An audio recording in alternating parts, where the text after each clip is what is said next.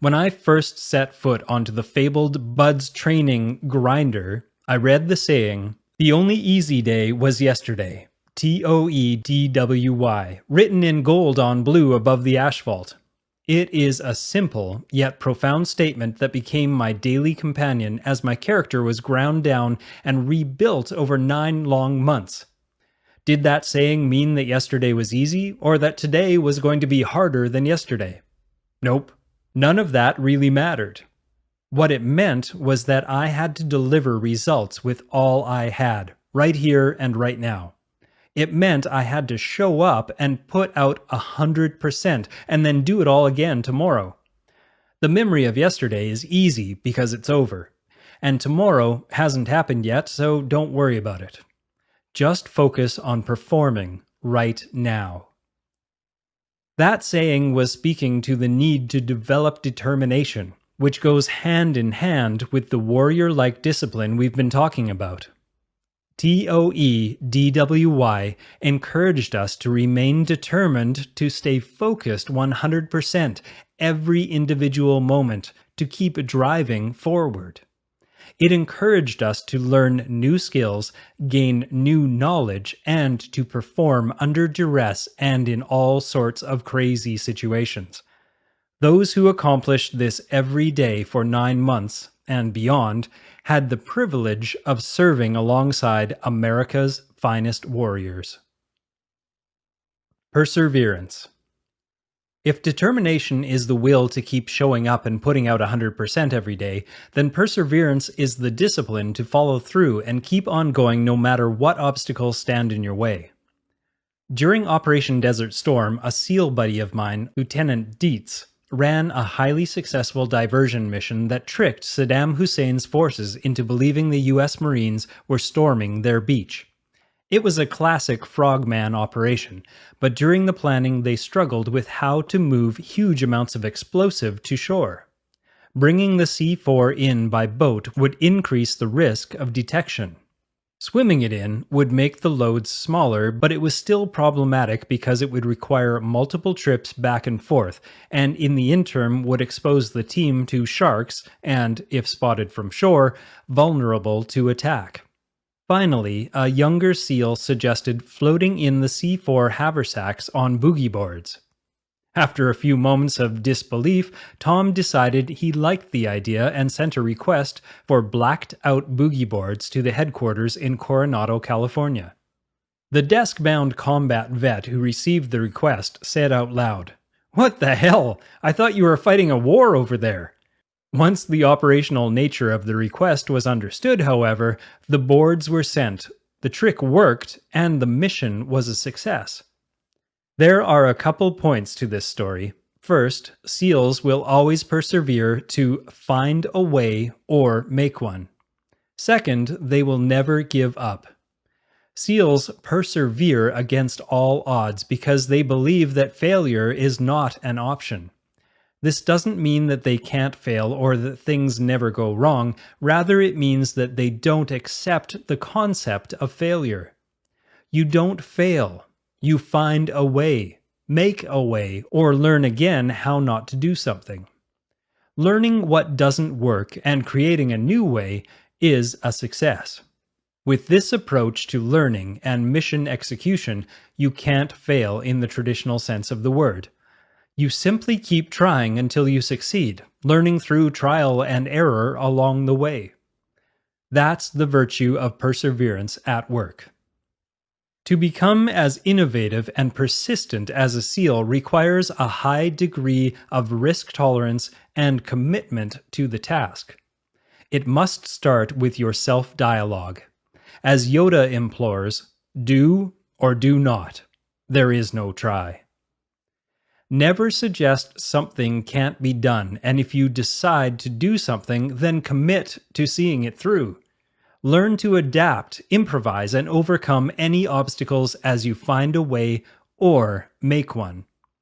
Now, all of this sounds simple, right? But for SEAL-style perseverance to be realistic, you must ensure from the beginning that your goals are smart fits targets. We'll dive more deeply into setting up your win from the start with proper target selection and goal setting in Chapter 8, but for now, learn to apply these selection criteria and you will find that perseverance naturally becomes part of your character. 1. Be optimistic and expect to win. 2. Make sure that the goal is very motivating to you and your team. 3. Burn with desire to win or achieve the goal. Ask yourself how badly you want the victory before you decide to act. 4. Understand the delta, difference, between your skills and knowledge now and what will be required to succeed at a high level. If the delta is too much to overcome in the time frame you have, then you should wave off and choose another mission. 5. Ensure that you have the mental and physical capital to pull it off in a way that does not impact other mission-critical goals. 6. Once you commit, then burn your boats. Press forward and never, ever quit. As you embark on cultivating your own personal virtues for excellence, it will be inspiring to read the Navy SEAL ethos. The ethos, a shorter code, is a great set of values to model in your own life. The SEALs take great pains to habituate these values through rigorous daily training as well as the example of the warriors through each successive generation. Here it is. The Navy SEAL ethos. In times of war or uncertainty, there is a special breed of warrior ready to answer our nation's call. A common man with an uncommon desire to succeed. Forged by adversity, he stands along America's finest special operations forces to serve his country, the American people, and protect their way of life. I am that man. My trident is a symbol of honor and heritage, bestowed upon me by the heroes that have gone before. It embodies the trust of those I have sworn to protect. By wearing the trident, I accept the responsibility of my chosen profession and way of life. It is a privilege that I must earn every day. The loyalty to country and team is beyond reproach. I humbly serve as a guardian to my fellow Americans, always ready to defend those who are unable to defend themselves. I do not advertise the nature of my work, nor seek recognition for my actions. I voluntarily accept the inherent hazards of my profession, placing the welfare and security of others before my own. I serve with honor on and off the battlefield. The ability to control my emotions and my actions, regardless of circumstance, sets me apart from other men. Uncompromising integrity is my standard. My character and honor are steadfast. My word is my bond. We expect to lead and be led. In the absence of orders, I will take charge, lead my teammates, and accomplish the mission. I will lead by example in all situations. I will never quit. I persevere and thrive on adversity. My nation expects me to be physically harder and mentally stronger than my enemies. If knocked down, I will get back up every time. I will draw on every remaining ounce of strength to protect my teammates and to accomplish our mission. I am never out of the fight. We demand discipline. We expect innovation. The lives of my teammates and the success of our mission depend on me, my technical skill, tactical proficiency, and attention to detail. My training is never complete. We train for war and fight to win. I stand ready to bring the full spectrum of combat power to bear in order to achieve my mission and the goals established by my country. The execution of my duties will be swift and violent when required, yet guided by the very principles that I serve to defend. Brave men have fought and died building the proud tradition and feared reputation that I am bound to uphold. In the worst of conditions, the legacy of my teammates steadies my resolve and silently guides my every deed. I will not fail. The SEAL Code, short version of the ethos.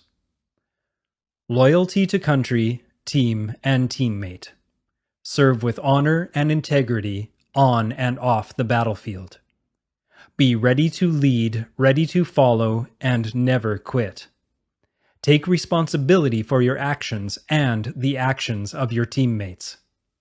Excel as warriors through discipline and innovation. Train for war, fight to win, and defeat our nation's enemies.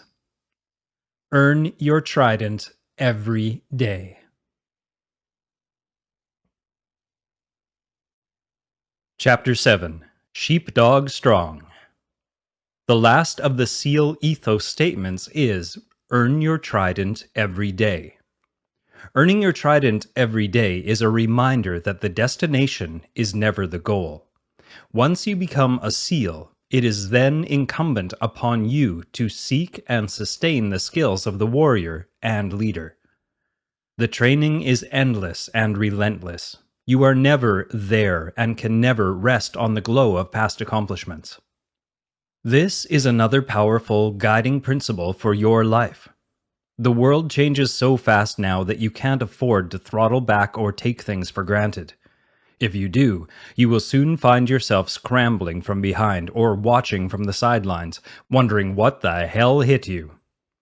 Many companies and individuals in the past decade have made this mistake and faced irrelevance, an enterprise vanishing, or career gone bust because of it. Many people believe that close to half of today's Fortune 500 companies will be gone in 5 years due to technological disruption. Change or be marginalized is the new normal. I learned in the SEALs how to embrace change while avoiding threats and remaining alert for opportunities using an offensive mindset. I call this being sheepdog strong. Today's world can seem dangerous and chaotic. Becoming sheepdog strong will allow you to protect yourself and your loved ones in the event of a crisis, and it is essential to your ability to embrace change and earn your trident of respect every day. The Sheep and the Wolves. Dr. David Grossman, author of On Combat, The Psychology and Physiology of Deadly Conflict in War and Peace, is a former Army officer who has studied the psychology of the warrior in combat. He metaphorically describes the vast majority of the world's population as sheep, grazing in ignorant bliss of any threat, oblivious to any situational condition of what surrounds them. A much smaller percentage of the population, though, is comprised of wolves that make it their business to prey upon the sheep.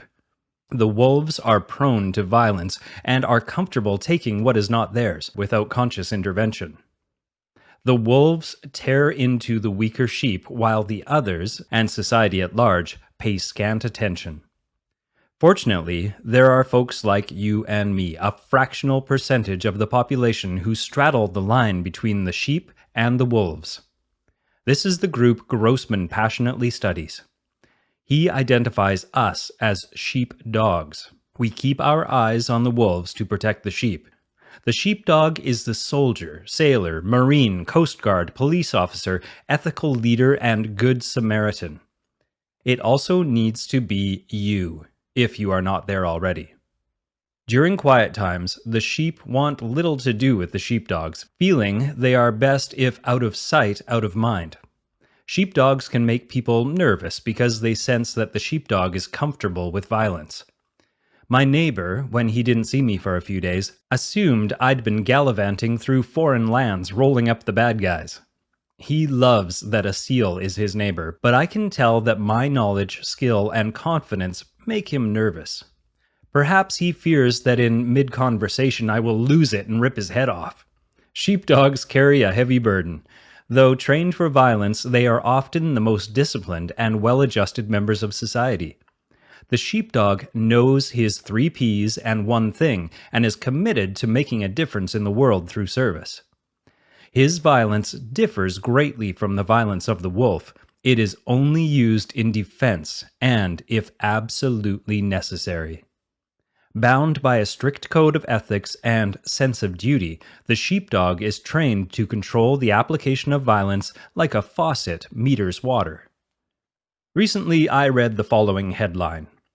Lost in smartphones, San Francisco train passengers didn't notice the gunman until he pulled the trigger. Scary, right?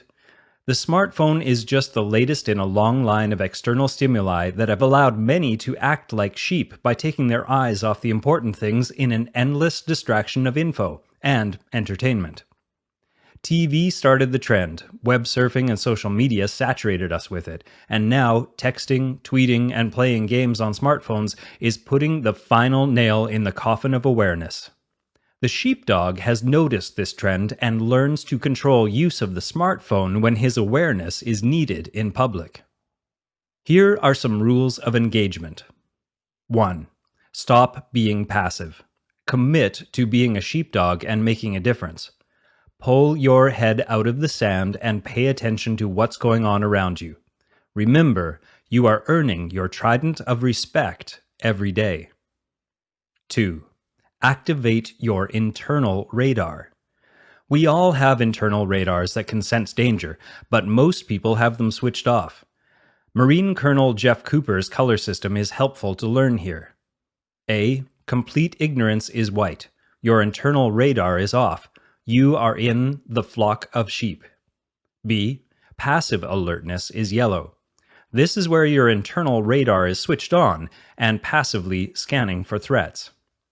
C. Super heightened awareness is orange. This is when your radar pings a threat and goes on high alert, searching for information as to the threat level, potential action plans, resources, escape routes, weapons, etc. You are escalating your energy systems, getting ready for a fight. D. Action to counter is red. Your radar is redlining. This is when you tackle the jerk waving the gun before he pulls the trigger. 3. Initiate sheepdog tactics. As a sheepdog, you can keep your smartphone to conduct business and text for help. However, learn to use it in a sheepdog manner. Here are a few guidelines. A. Always operate in yellow when in public. B. Never be on the smartphone while walking, driving, or in conversation with another human being. C. When on public transit, scan the environment and sit near the back with a good view of the entire scene. Keep your smartphone off until you are certain there is no threat. Each time the bus, train, whatever comes to a stop, you turn it off and repeat the process. D. In a restaurant or other open public space, enter by scanning the surrounding area outside and inside for any potential threats. If you detect a potential threat, then tune your radar to actively, but discreetly, scan in that direction. Sit with a good view of the establishment and enjoy your meal or experience, and only check your smartphone in the bathroom. E. Don't become paranoid. My purpose is to prod you to step it up and be part of the solution, but I'm not recruiting a vigilante force. Forging an unbeatable mind and walking the warrior path means you are becoming uncommon, and the recommendations I offer are for you to put that uncommon excellence to good use. As we work on becoming better people every day, let's also step up to become sheepdogs. That way we can protect the less aware, weaker elements of our society from the wolves. But don't mistake these recommendations for encouragement to go out looking for trouble, or to make some of your own. Switch on, switch off. The sheepdog will develop a mental binary switch that turns controlled violence on and off at will. It's important to know at a visceral, almost unconscious level that you are capable of shifting into a primordial survival mode instantly if you need to. The bamboo party of my martial arts training is a good example of how I trained this binary switch. 4 black belts place large bamboo poles over the ankles, hip, chest, and finally the throat of the brown belt candidate. Within seconds, the flow of blood in your body is restricted such that the instinctual fight or flight alarm bells go off. In that moment, you have to make a choice. And though it's a simulation, as far as your body and mind are concerned, your choice in that split second is the difference between life and death. A nanosecond later, the student breaks free, shattering the bamboo poles and sending the black belts rolling in an explosion of energy and will that is practically reflexive. This experience gives you a powerful benchmark that anchors in the knowing that you can switch from orange to red in a heartbeat if you are ever pushed to the wall in a true sheepdog situation. The offensive mind training I received taught me to control this binary switch and also to throttle back down as the threat recedes. My ninjutsu sensei, Shane Phelps, used to tell me that I had to always be the subject and never the object of the situations I enter in life, especially violent encounters. This means that we control the frame of the experience, create the lens that the other person looks through, and then write the script of what is unfolding before our very eyes. In this way, we control the outcome and remain victorious. Consider my story about walking alone in Kuala Lumpur in Chapter 5, when I was confronted with several men who probably wanted to mug me. Instead, because I was sheepdog strong and showed them my strength in mind, body, and spirit, they thought better of it and moved on. Probably to some other poor, unsuspecting guy who lacked the training and awareness that I had. So what if you don't classify yourself as a sheepdog now, but want to step up to be sheepdog strong? To start, you will need to elevate your awareness to the yellow zone of passive alertness at all times in public. Begin to train yourself to see the threats before they escalate. I offered some practical rules of engagement earlier. Now, let's step it up. Dog training. Sheepdog strong training starts with training your awareness, but it quickly moves from the I-self sphere of personal mastery to the we-team sphere of team mastery. No sheepdog operates alone, you see. A team is required to tip the balance against the violent elements. Contrary to our cultural story of staunch, dirty Harry-style individualism, it is teams of like-minded individuals who change the world. The following set of recommendations is offered to help you grow your sheepdog strong team and eradicate fear. Tip 1. Build a sheepdog family. In a crisis situation, if you are spending all of your energy taking care of your family, which is common, you're not going to have as much energy to possibly help out your neighbors or community and be a part of the broader solution. If everyone's got some mental toughness skills and awareness development, they're more likely to be self-sufficient and can help you out, and that will allow you to turn your attention to other things. So, have the color system discussion and practice awareness drills, such as the Keep in Memory game, Travel Mind games, and sensory awareness drills. The Keep in Memory game is described in detail in the Unbeatable Mind Academy and is a way the SEALs use to train their memories and enhance awareness. Have fun with it, but ensure that they understand the importance of training the tribe. If you don't have an immediate family, this extends to your closest friends. Tip 2. Build a sheepdog network. When a hurricane devastated San Jose del Cabo in Mexico this year, my brother-in-law, who has a home there, was visiting my family in San Diego. Luckily, he'd brought his daughter with him. However, this meant that their home was left unprotected, and in the wake of the storm, people were looting many neighborhoods in the area. My brother-in-law called up his daughter's boyfriend, whom he trusted and knew to be a sheepdog, and asked him if he would check on their house. The boyfriend got a few of his buddies, fellow sheepdogs, and they staged themselves in the house with their weapons for a few days until things calmed down. Looters ransacked much of the neighborhood, but not my brother-in-law's house. Natural disasters and even smaller local incidents can cause a crisis without warning, and you need to know how much to take care of yourself and your loved ones. You can do that much more effectively if you're plugged into a network of people who will all look out for one another. Tip 3. Become a sheepdog communicator. If you observe a situation or person who is obviously a potential threat, such as a suspicious man scoping the neighborhood several days in a row, take note and communicate it to your family and other sheepdogs in the network. Don't be overly paranoid, but err on the side of caution. Report things to the authorities that your networks believe to be a clear and present danger. Don't expect them to do anything right away, though. Just keep watching and be prepared to act if necessary. Tip 4. Prepare more than others. For instance, when you travel, take the following actions. 1. Review the travel route on a map and commit it to memory. 2. Print it out just in case. Phone GPS features are great until your battery dies or the signal disappears. 3. Locate some gas and food stops along the route and commit them to memory. 4. Fill your gas tank. 5. Check tire pressure on all 5 tires. Don't forget the spare. 6. Have a just-in-case bag ready with snacks, tools, LED flashlight, regs, and medical kit. Tip 5. Be an undesirable target. This is a no-brainer, but will require you to situate yourself and act differently in public.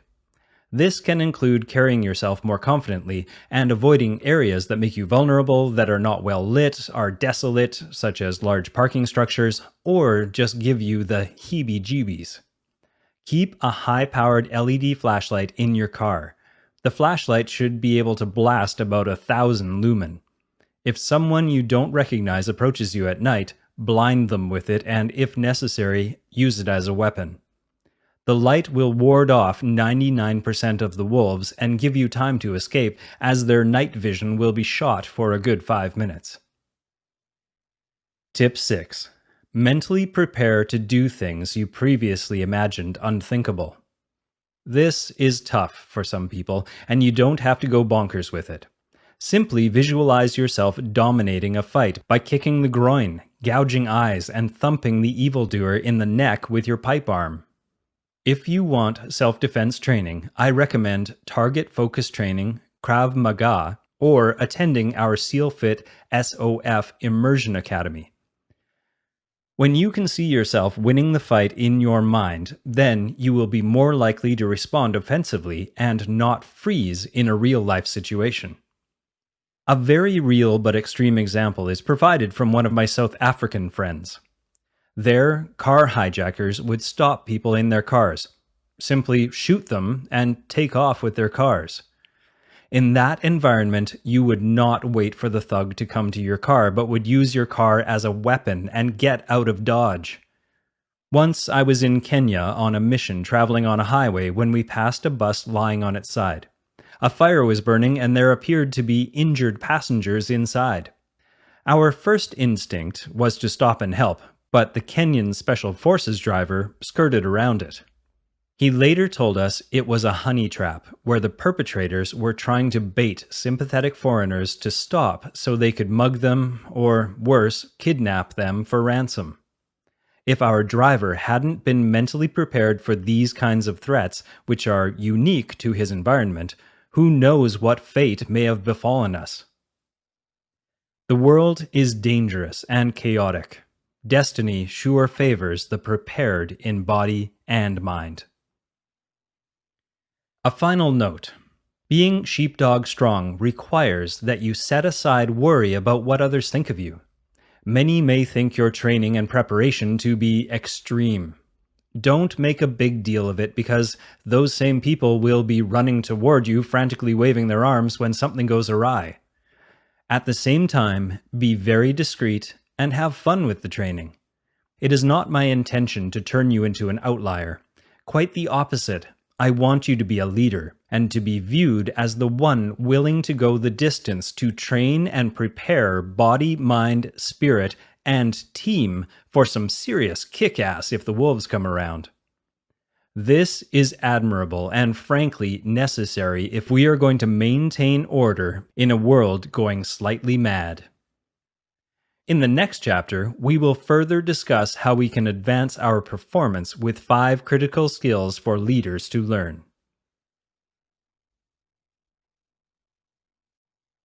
Chapter 8: Critical Skills for Leaders.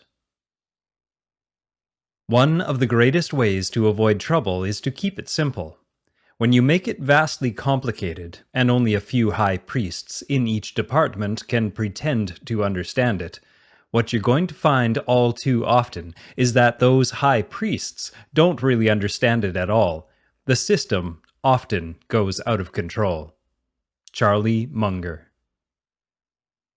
To get to the heart of developing the mind, the second mountain of our journey, it is important to first understand its workings and limitations. With this knowledge, you will be able to bypass faulty thinking with tools such as KISS planning, mental models, and visualization.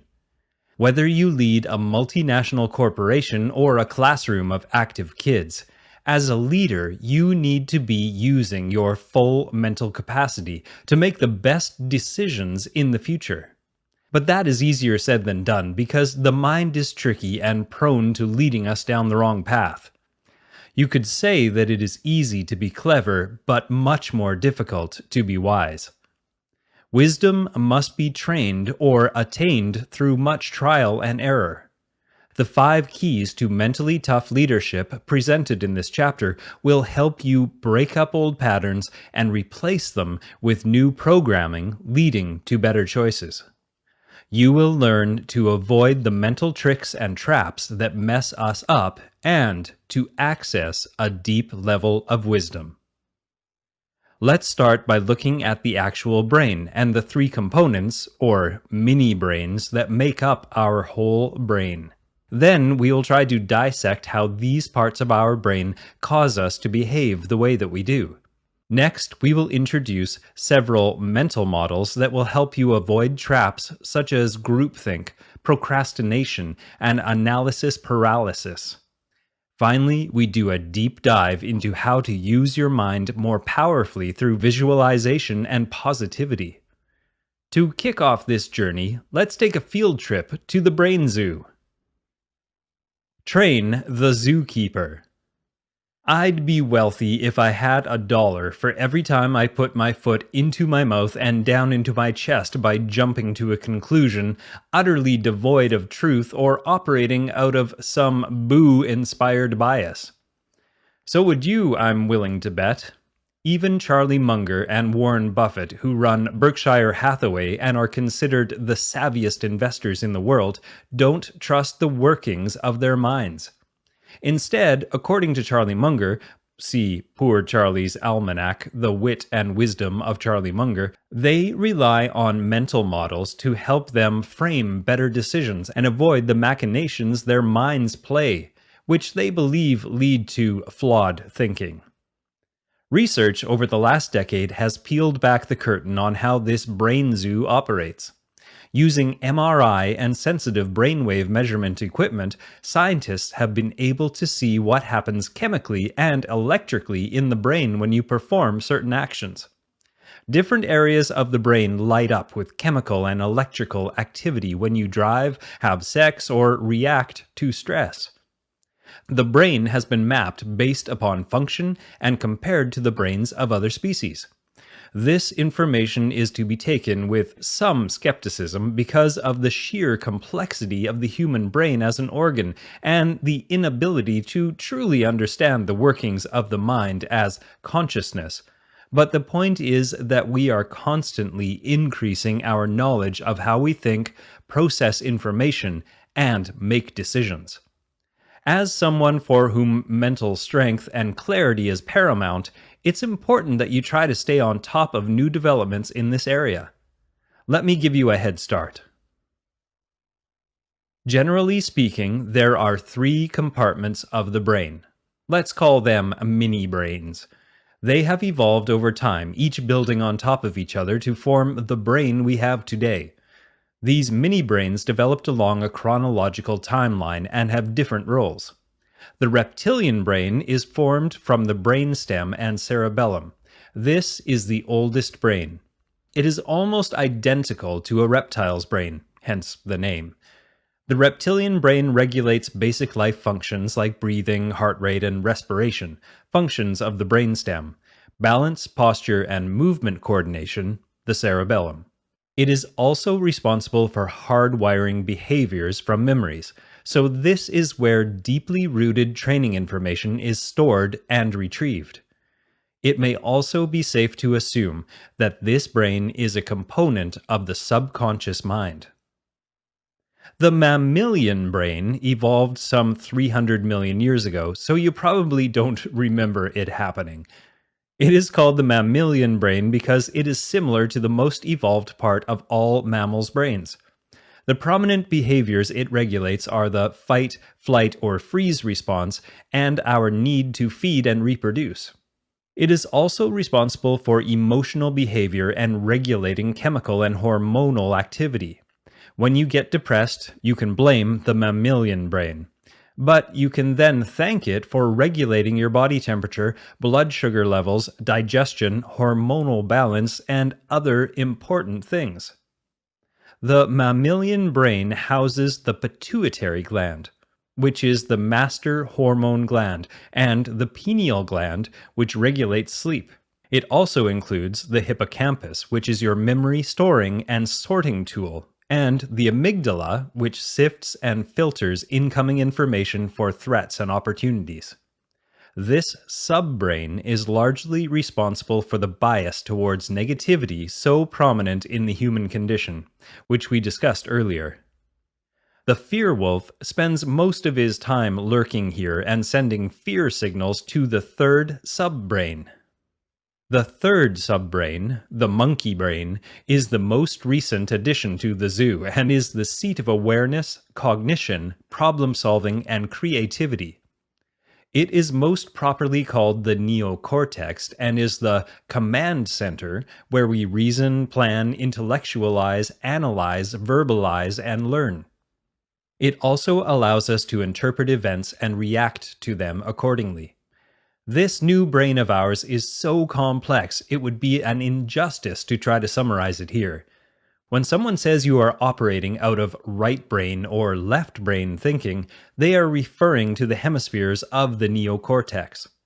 This part of our brain differentiates us from other mammals and is one of the reasons we have such enormous potential. The frontal lobe of the neocortex is your executive office, where intent, focus, and willpower conspire to move you toward greatness or misery. In your teen years, this area is not fully developed, which helps explain some of the hard-to-explain decisions you made in adolescence, a period well tended to by your emotional mammalian brain. Now, it makes sense that these many animals in your head need a zookeeper to keep them in line. Who does that job? Here's the thought. How about the witness? Let's consider the mind, as in consciousness, itself. This is what I call the witness.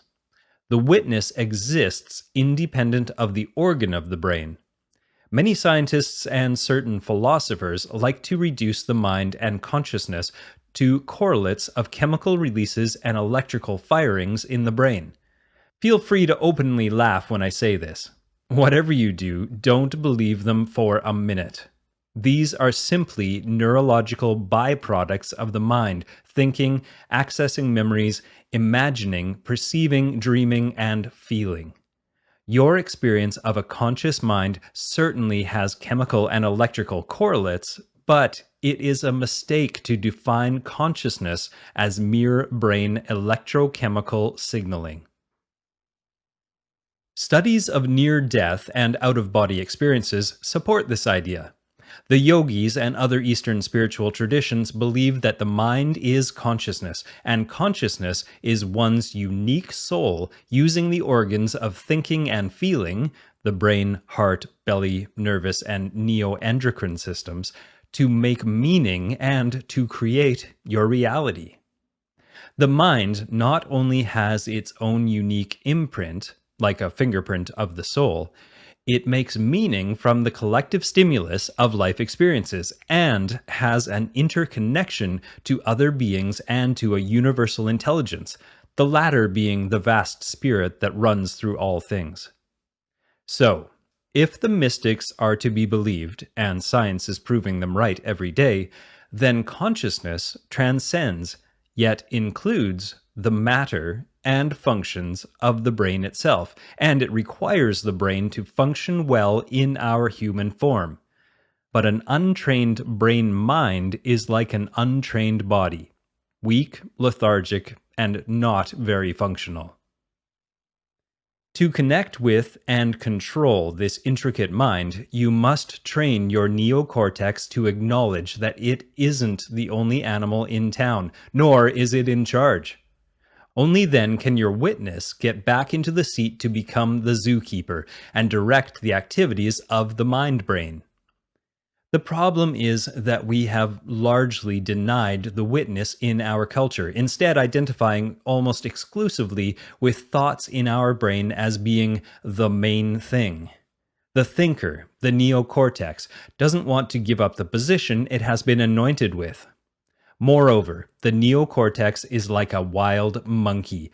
It is powerful and brimming with potential, but it is also dangerous and remarkably unproductive until trained. It is restlessly running from pain and chasing pleasure and greatly resists any attempt to settle it down for training. We discussed earlier how martial artists, yogis, and monks learned long ago that they could train the monkey mind through concentration and sacred silence methods such as meditation. When they did this, they achieved a merging with the witness, soul, and a taming of the thinking mind, ego. Then they could operate from the witnessing self while focusing their thinking minds with precision on the selected subject or object of attention. If this all sounds too esoteric, this merging I speak of is not unlike the peak experience you have in a moment of flow when you are highly skilled in a specific domain, such as a SEAL, first responder, or an elite athlete in action. In the moment of laser-like intensity and challenge, the play or crisis, the mind operates from an unhindered witness. Time seems to collapse to just now, and you are thrust into what feels like a state of flow. In these moments, the frontal lobe of the neocortex is so focused on the object of attention that any other thoughts are forced out, allowing the unfettered directed perception of the witness to target the object or action. As mentioned, in this state, the constructs of time and space seem to loosen their grip on the mind, slowing down or warping. In this manner, the trained frontal lobe becomes your flow activator, dissolving past and future into the present moment. Training so that you can activate the flow state at will takes time and patience. The witness process for the mental control described in this book and sacred silence practices are the best way that I know of to accomplish this training, and this is a key focus of the Unbeatable Mind Academy. As soon as you begin training, you will note that the animals running amok in your mind take notice and line up to support you instead of fight against you. As if the distracting chatter of the untrained monkey mind isn't enough to make you anxious, the way the neocortex interacts with the mammalian and reptilian brain is also a cause for concern. In 2011, economist and Nobel Prize winner Daniel Kahneman wrote an intriguing book about how the mind works in decision-making. The book, Thinking, Fast and Slow, provides remarkable insights into the tricks our animal brains play on us. Kahneman wondered how much control the neocortex really had over our thoughts and actions, or whether the older brains had a say. His work basically proves that the boo we have discussed in this book has a big impact on our thinking process. His central theme is that there are two primary modes of thought. The first, which he calls System 1, is the fast, instinctual, and emotional thought process driven by your mammalian and reptilian brains. The second, System 2, is the deliberate, rational, and logical cognition driven by the neocortex. Kahneman noted that System 1 is constantly monitoring the environment as well as the inner space to form down and dirty impressions of things. It probes for information important to survival and reproduction, and will calmly take care of routine business, until it detects a threat or opportunity related to both. Then it perks up and mobilizes the executive offices in the neocortex to activate System 2. In other words, to step up and figure things out with more detail. The challenge arises in this dynamic interplay between the two systems. Due to the extraordinary amount of information flowing in from external and internal sources, System 1 must make assumptions and take shortcuts. Add to this the inherent laziness of System 1, after all, it must save energy for the inevitable crisis, and you end up with the knee-jerk reactions and hair-trigger responses we all make that turn out dead wrong. The shortcuts and guesses made sense in the old days of detecting and defending against a saber-toothed tiger or capturing the heart of the cave girl next door, but in today's world it can cause some troubles. One interesting way this plays out is called the priming effect, wherein the brain will associate new information to the closest other idea, which then primes your answer. The priming effect is what leads to one of the more common errors of perception called confirmation bias, made famous by Malcolm Gladwell in his book Blink. More on him in a bit. This process goes mostly undetected, but the effects are obvious when you stop and look. As an example Kahneman provides is if you have recently seen or heard the word eat, you are more likely to complete the word fragment SO space P as soup. However, if you just got out of the bath, you would be primed to read the word fragment SO blank P as soap. Kahneman describes an experiment in a company kitchen with an honesty box to pay for coffee. They put a picture of a flower pot in the room and then later a picture with eyes. The employees contributed almost 3 times as much when the eyes were watching due to this priming effect. Consider this sentence. Anne approached the bank. If you are a city dweller, you conjure up an image of Anne walking towards an ATM. But if you are a river guide, you will be primed to see Anne glide up to the riverbank in her kayak. When you buy a red Mazda, isn't it amazing how your mind confirms that practically everyone else suddenly owns a red car, and there are now twice as many Mazdas on the road? How can we trust our minds when this type of gross misinterpretation is going on all the time? Let's look at our proclivity to jump to conclusions with bias. System 1 works only with the information that it has ready access to. When evaluating people, System 1 is inclined to stereotype because if no other information is available, that is the only pathway we have to conjure an instant impression. This gave us an edge in the past, but that edge has long dulled. In one informative study, psychologist Solomon Asch asked subjects to say what they thought of 2 hypothetical characters, Alan and Ben. Here are the descriptions of the 2.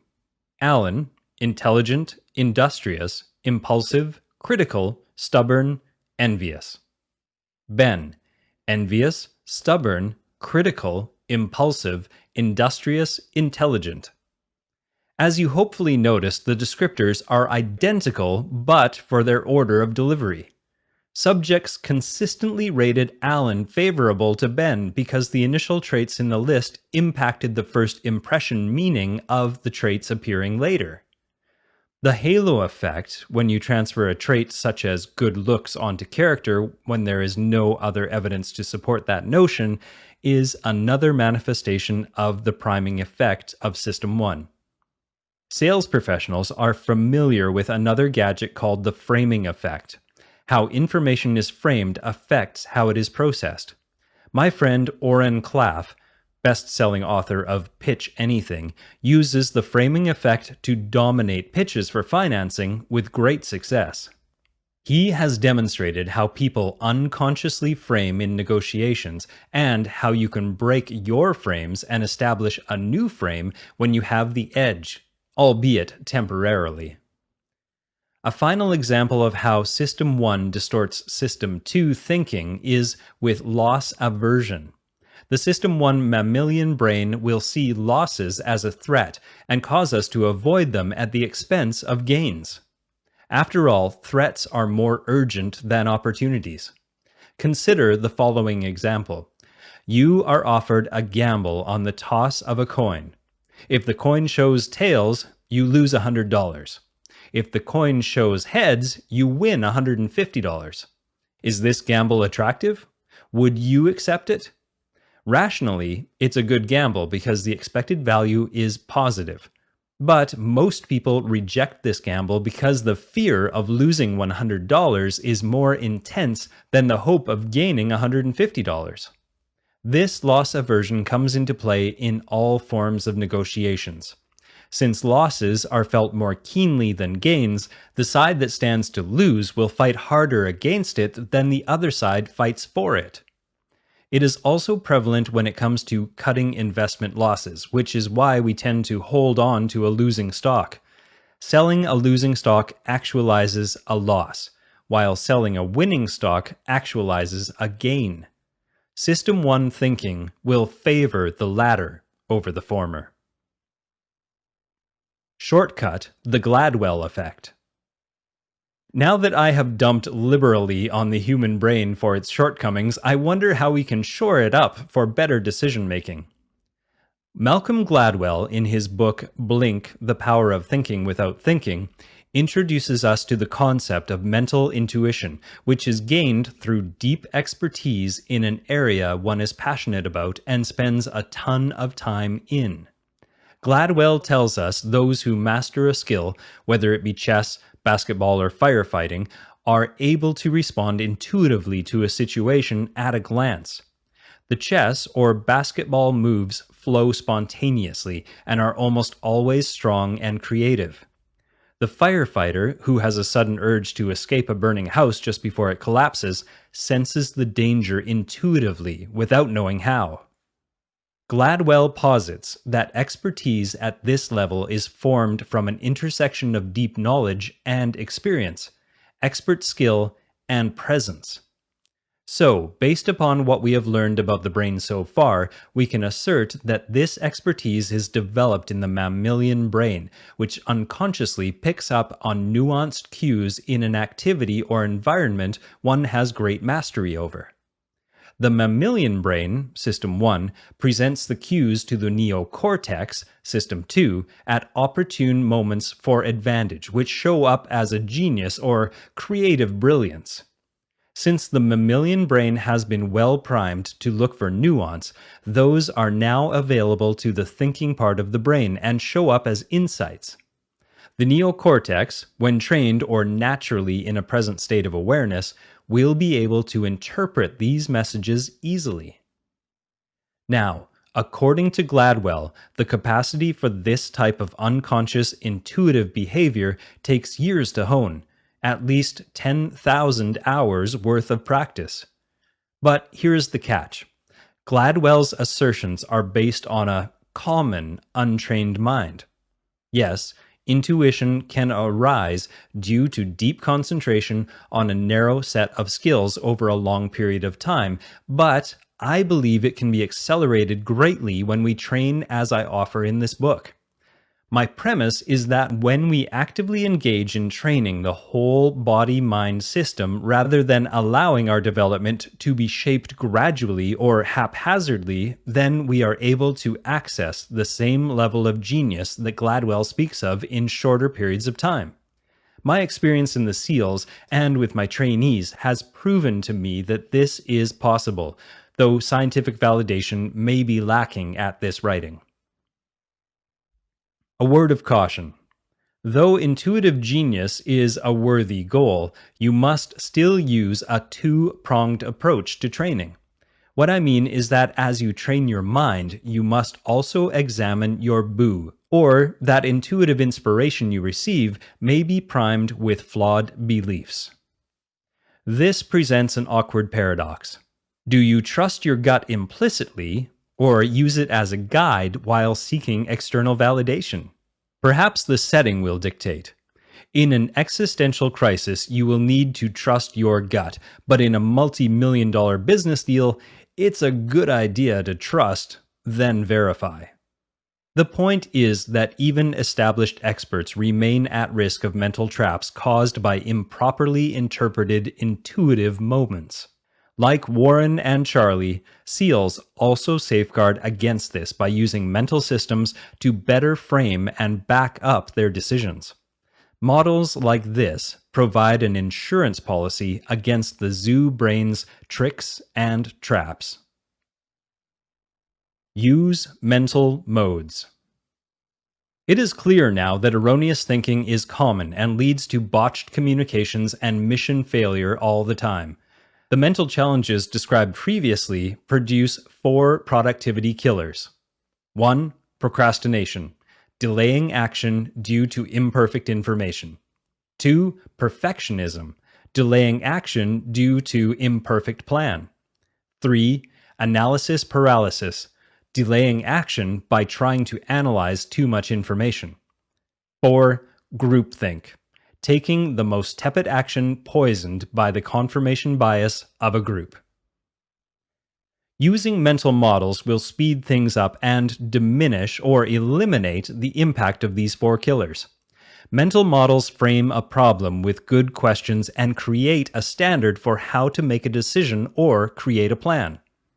In the SEALs, we used a number of these, including OODA loop, the military decision-making process, MDMP, the Carver target evaluation process, and the SMEAC missions planning process. We will discuss 2 of these and include SmartFit's goal setting as a third. To kick off the discussion, let's review the primary principle underlying all of these methods. KISS. KISS planning. When I planned my first mission in the SEALs, I used a flipchart easel and the ancient industrial engineering art of flowcharting. The chart was crowded with boxes and arrows depicting the entire mission, from planning stage to post-mission debrief. The big chunks that required lots of coordination were further broken out into separate flowcharts with contingencies built in. It was a cumbersome process, to say the least. But when it came down to briefing the guys, the KISS rule prevailed. The chart was tossed and the operators simply asked questions and talked their way through the mission. As they talked, we all visualized everything that would go right and anything that could go wrong. Then we stepped outside, boarded the helo, and just did it. The only thing that has changed since those days is the tools we use. The flipchart has been replaced by a suite of mission planning software, a projector, and a bevy of laptops, but the KISS rule still applies. At its most basic level, it means that we must focus on the radically simple means to execute a plan. Too many moving parts can lead to confusion and gridlock in a crisis. Let's look at KISS in the context of planning. Keeping things simple means that you will rely on a good enough plan to avoid the 4 killers of performance detailed previously. A good enough plan aims for an 80% solution.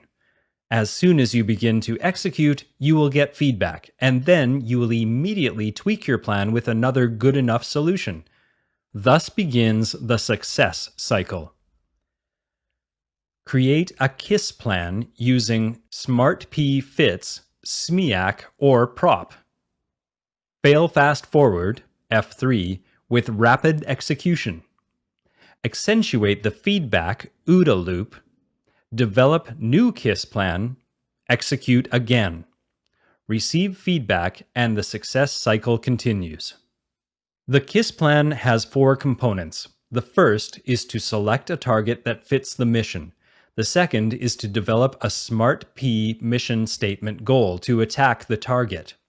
Third is to define either a detailed SMEAC plan or a hasty PROP plan to execute. Finally, use the OODA loop process to fine-tune your execution in F3 mode. With an aggressive, fail-forward fast orientation, the team will execute on a good enough plan and achieve micro-victories with increasing velocity. The KISS planning solution shuns groupthink, blows through procrastination, and leaves perfectionists wondering how you succeeded so quickly. Let's take a closer look at the individual tools in this KISS planning process. Smart P fits goals. It's no stunning newsflash that properly selected goals tied to your one thing and executed with a KISS good enough plan will propel you toward mission accomplishment. Goals not tethered to your purpose are wild goose chases, and a purpose without Smart P fits goals is a fantasy awaiting regret. The funny thing is, though, that nobody teaches this at an early enough age to allow for massive success. We are left to figure it out ourselves because the academic community doesn't know how to do it either. This skill is so crucial that it holds a place in the Big Four of mental toughness taught to the SEALs. Let's start by looking at the fits part of the model for ensuring that your goals and targets fit you in terms of skill, timing, and purpose. I came up with fits to help select the proper targets for our mission and the proper goals for our targets. The process is easy to remember. Essentially, you will use it to ensure that your target fits the mission and goals fit the target. It is important to note that goals can be either being goals or doing goals. In other words, goals help us do things or be someone. Both are important, and it is good to know which you are looking at as you decide whether it's a good fit for you now. Being goals are typically long-term goals centered around becoming a certain type of person or gaining specific qualities, such as being a good leader. Doing goals are often a subset of a being goal and include gaining a specific skill or milestone required for mission accomplishment. For instance, if you have a being goal to be a warrior, then a doing goal would be to earn the SEAL Trident. If attending SEALFIT's Kokoro camp is among your doing goals, then shorter skill goals, such as performing the physical skills to standard, will be what you work on as you shoot for the big goal of succeeding at the camp. The first order of business when selecting targets or goals is to consider whether it is tethered to or aligned with your one thing and purpose. Goals that are aligned with your purpose and set with Smart P fits rules back each other up like building blocks. They set the foundation for your future. Here is the fits process. Fit. Does your goal fit you and your team in terms of your skills, resources, time, and personality? Is it reasonable or a long shot? Will the return on your investment in time, resources, and energy be worth it for this goal, or should you be looking at a different goal with a higher return on investment? Importance. Is this goal strategically important to achieve your mission or purpose?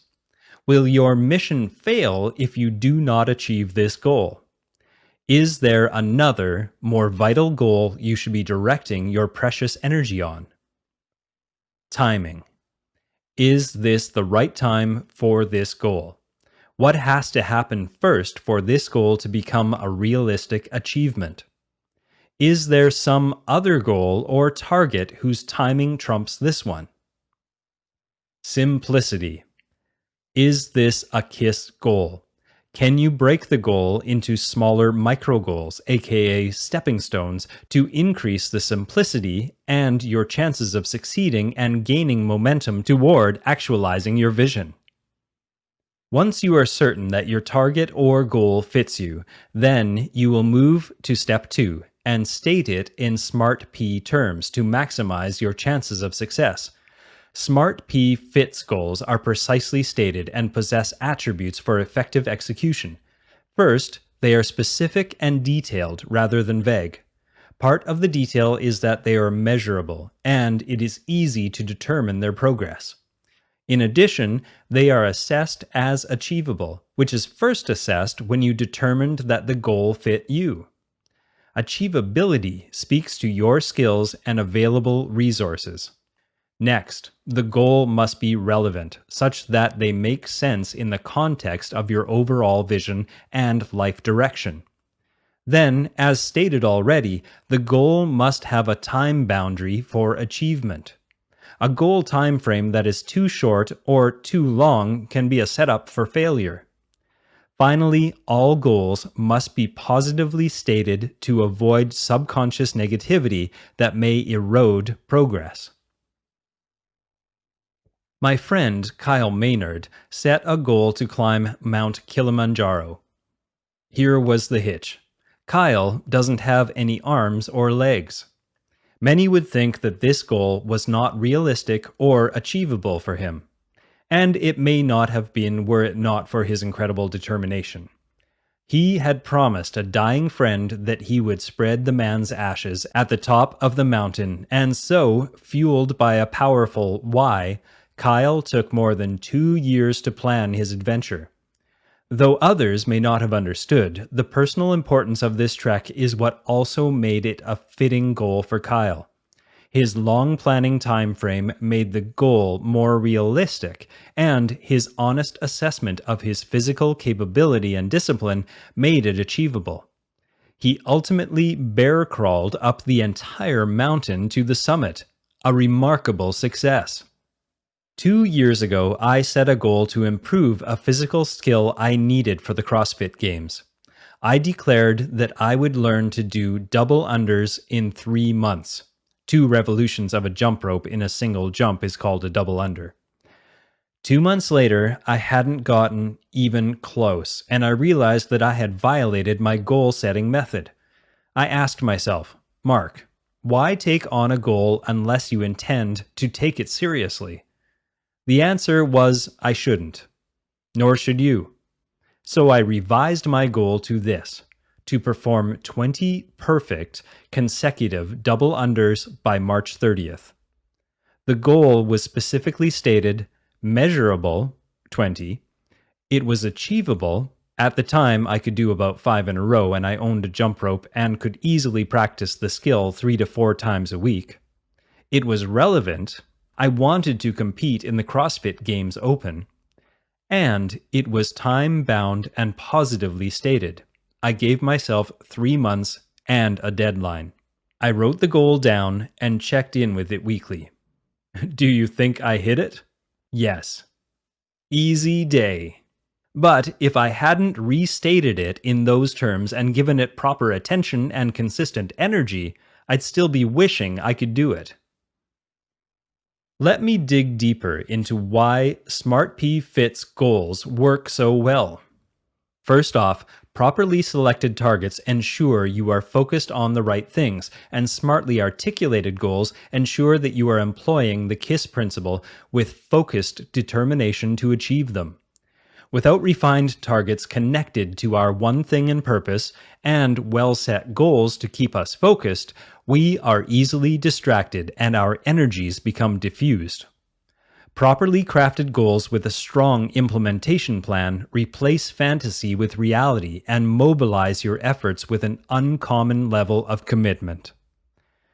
No more wandering or stumbling around in the dark with your personal and professional life. A final note. Effective goal setting facilitates new strategies for learning and development. If your strategy includes a daily goal review during your morning ritual routine and a periodic progress review, there's a high degree of likelihood that you'll remain focused and persistent until you achieve it. These super valuable processes are key in the unbeatable mind training. The daily review process allows for modification and shifting fire as the realities of the daily drive impact the timing and realism of the goal. Rather than accepting failure for something out of your control, you simply adjust the goal elements to the new reality and drive on. SMEAC and prop. We are not done just yet. It's also invaluable to construct a strategy for executing your Smart P Fits goals. A goal without a strategy is like a travel destination without a plan to get there. Do you walk, drive, or take the bus, and how do you navigate or secure fuel to complete the journey? Many details are involved in planning to accomplish a lofty goal. Begin writing them down in a list and then establish dates for striking them off. Use the SMEAC or prop method to plan your mission in detail. Then review your progress on a schedule that is suitable for you. I like to do it daily and recommend you do it weekly at minimum. The SMEAC mission planning process is a simple but detailed planning model that can be used for any initiative, whether a SEAL mission or a joint business venture. It is best suited for complex, longer projects and serves as a sort of concept or business plan. Situation. The situation is the background study that helps the team to understand the reasons behind the current requirements to act. The SEAL team calls this background situational awareness, and I believe it is critical for everyone to be on the same page regarding the why of the mission. Mission. The mission is a specific statement of what you intend to accomplish, where, when, and the measure of success. The mission statement with an end state goal should be written in Smart P language. Execution. The execution part defines how the mission will be accomplished. The execution also specifies the involvement of others, your course of action, your intended resources, and your plan B. Administration. The administration section of the plan defines the administrative and logistical details that must be coordinated prior to and during the execution of the mission or project. Command and control. The command and control specify who's in charge, who reports to whom, and when they report, as well as the format for reporting. So many missions and projects fail due to poor communication and accountability. The SMEAC process makes a terrific one-page project or business planning tool. Both this and the OODA loop mental models are simple and effective tools that provide a standard operating procedure to quickly analyze large volumes of information and make wise decisions. When you need to execute fast and the mission is simple to define, but you need to quickly determine the best course of action, then the prop instrument is your weapon of choice. With prop, you will evaluate a quick course of action based on 4 simple criteria. Priorities. What are the key priorities that are driving your mission? Realities. What are the ground truth realities you are facing? And what impact do they have on your options? Options. List the most compelling options for a way forward that you and your team have come up with. Plan. What is the plan you decided on? Prop serves as an excellent rapid planning and opportunity analysis tool. When combined with Smart P Fits target selection, you have a handy toolkit for solving mission-critical challenges as you rapidly move toward mission success. OODA loop.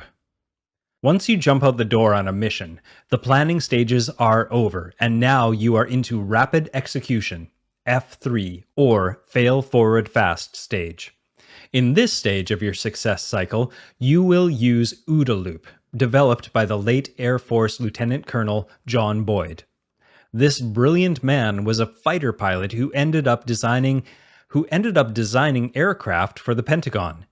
He distilled his instinctual expertise into a 4-step process to simplify the teaching of rapid-fire, life and death decision-making of aerial combat. OODA is a KISS tool of the most elegant form. OODA has us constantly evaluate our relational position to the enemy or competition and make decisions that keep us one step ahead of them. This is how it works. Observe the situation closely. What is your relative position to the enemy, and how is their behavior going to impact you? Orient to the reality of your observation. Should you move left, right, up, down? Should you adjust pricing or move into another marketplace faster? Decide on a course of action. Depending on the complexity of the stakes involved, this can be a simple choice or a more complex decision after analyzing multiple courses of action. Act. Nothing happens in life until we take massive action. After you take that action, you will immediately observe the impact of your action, orient to the results, make another decision, and the cycle continues. Your goal is to master this loop, seeking to minimize your team's performance time. In combat, or any highly competitive situation, a good strategy is to confuse or surprise your opponent into slowing their OODA loop processing time. Thus, you are moving faster while your competitor has slowed down, giving your team a great competitive advantage. This rapid planning tool is great for on-the-fly adjustments to your planning and decision-making. When combined with prop, it is a powerful tool for optimizing your decisions and shortening your planning cycles. If you have more time and must parse through more data, then falling back on the more deliberate SMEAC process may make more sense. Visualize success. You learned in this chapter how your mind can trick you, and then you studied a few mental models as an insurance policy against this. The final skill of mentally tough leaders is to change the content and energy of your mind through structured visualization. Visualization is an incredibly powerful technique that will enhance your mental strength, allow you to tap into more of your mind power, and allow you to accomplish more challenging tasks. It is the more advanced component of the law of win first in your mind. And as we discussed in Chapter 1, many great inventors, entrepreneurs, and athletes use some form of visualization to create their desired outcomes in their minds while they act powerfully in the world. It is time we made this a routine skill. Visualization is the creation or recreation of an external experience in your mind. Early pioneers of this skill include my own swim coach at Colgate University. Coach Benson had me swim the 200-meter breaststroke in my mind with a stopwatch before bed at night.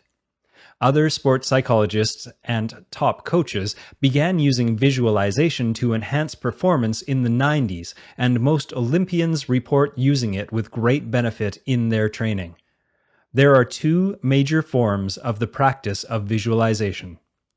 Mental projection is visualizing a personal future state or victory. Visualized images create energy around a desired future experience before you experience it for real. I call this type of visualization a future me visualization because you are envisioning a future ideal version of yourself. Earning the SEAL Trident is an example of a future me visualization. Achieving a major milestone with a new business venture is another example. In either case, you create the event in your mind well before it happens. The visualized event is then charged with emotions and vivid colors, sounds, smells, and tastes. You will reinforce those visual images through repeated practice sessions. This process plants a powerful seed in your subconscious mind. Then, as you work on achieving the goal, set according to Smart P Fits and following your SMEAC plan, of course, your subconscious mind goes about supporting you with the resources necessary to nurture the event to its fruition. In a sense, you could say that visualization rewires the System 1 brain to align with your goals, and is a part of training the zookeeper. The second form of visualization is a mental rehearsal, whereby you practice a skill or prepare for an event in your mind. A SEAL platoon will dirt dive a mission to set the patterns for winning in the mind prior to executing it for real. The SEAL operator will walk through a dive profile on dry land while visualizing every detail. In this manner, he performs all the major events of the dive before ever getting wet. This was an important part of my mission prep when I was at SEAL Delivery Vehicle Team 1. The mini-sub drives were often 6 to 10 hours in duration, replete with complicated navigational patterns. Dirt diving the missions prior to launch proved crucial during the mission when fatigue and Murphy's Law reared their heads. The mental rehearsal implanted the root in both conscious and subconscious minds and provided a memory aid as well as subtle physiological cues. Additionally, it helped identify potential challenges before the mission hit the reality of the deep face-to-face. Both forms of visualization can be performed from the first-person or third-person perspective. What I mean by this is that they can be imaged from your subjective frame, as if you had a helmet camera on, or imaged from your objective frame, as if watching yourself in a movie. Either method is effective. However, most people start with the objective frame and then migrate to the subjective frame as they gain experience. Let's review why you will want to add this powerful tool to your mental toolkit. First, it leads to improved concentration in that the practice of visualization requires you to develop greater powers of concentration due to the effort required to construct and maintain the visual imagery. In the early stages, the training can be frustrating, especially if you have difficulty holding an image in your mind for long. You may be more kinesthetic or auditory in nature. Thus, developing the capacity to visualize will take patience. Second, you will experience enhanced confidence as the result of this training. When you can clearly visualize an event skill in advance, your mental practice is accepted as real by your body. Though not as visceral as the physical doing of the event, the visual practice is still felt internally and strengthens a key muscle in any practice session. It leads to more confidence every time you do it, and as you see improvement, your confidence increases exponentially. Research has proven that visualizing yourself throwing a basketball into a hoop leads to better performance gains than doing it for real. This is because you can practice the shots perfectly in your mind, a feat difficult to pull off in the physical realm. Next, closely related to confidence is the enhanced emotional control you will experience. If you fear performing to some degree, which we all do, especially for unsettling things such as public speaking, visualizing the performance repeatedly will dampen the fear response when you perform the event live. A final note on visualization. When done well, a visualized event involves the sensations of feelings, emotions, and sounds to support the imagery. The objective is to create as realistic a mental representation as possible, as if you are really experiencing it. That is why it is really important to ensure that your image is positive, powerful, and as near to perfect as possible. Be a morale officer. The final set of skills for mental toughness is positivity. You learned in Chapter 1 and 2 that your mind is charged through life experiences to be either positive and courageous or negative and fearful. Internal dialogue and beliefs affect your thought patterns and impact performance. Further, you learned earlier in this chapter that the nature of the mammalian mind is to constantly scan for threats and be poised to react to them. Is it any wonder that our minds feel a constant tug toward negativity? It is imperative that all leaders train their minds to be the morale officer in charge of your own morale and the morale of your team. You achieve this by training to always remain positive. Positivity aligns with the universal law of attraction. A positive state of mind attracts positive support and teammates to help you accomplish your goals. Positivity is also imperative as you strive to develop higher states of consciousness and spiritual growth. It is easy to get stuck in negativity due to how our brains work and because we can intellectualize negative associations from circumstances that impact us deeply, such as a death or a trauma. By maintaining a vigilant witness in our minds and constantly feeding the courage wolf, negativity will atrophy, and positivity will propel you to higher states of consciousness. I found the work of the late Dr. David Hawkins to be particularly valuable in this area of research. In his book, Power versus Force, Dr. Hawkins parses consciousness energy into levels of negativity and positivity. He goes into great depth about the feelings and associated behaviors of each level. Dr. Hawkins shows that when we act below the level of courage, we are in negative territory. Our goal is to condition ourselves to feed the courage wolf so we remain at or above the level of courage. Ideally, we are energetically aligned with optimism, acceptance, gratitude, and love. Dr. Hawkins's positivity stages, which will strengthen performance and develop your consciousness, listed in progression from moderate to highest positive energy, are 1. Courage, 2. Trust, 3. Optimism, 4. Forgiveness, 5. Acceptance, 6. Reverence, love, 7. Joy, serenity, 8. Peace, bliss. Negative attitudes attract negative energy and weaken the mind and body, degrading performance and life in general. Furthermore, if allowed to dominate, these energies will interrupt growth and lead to stagnation at lower levels of consciousness.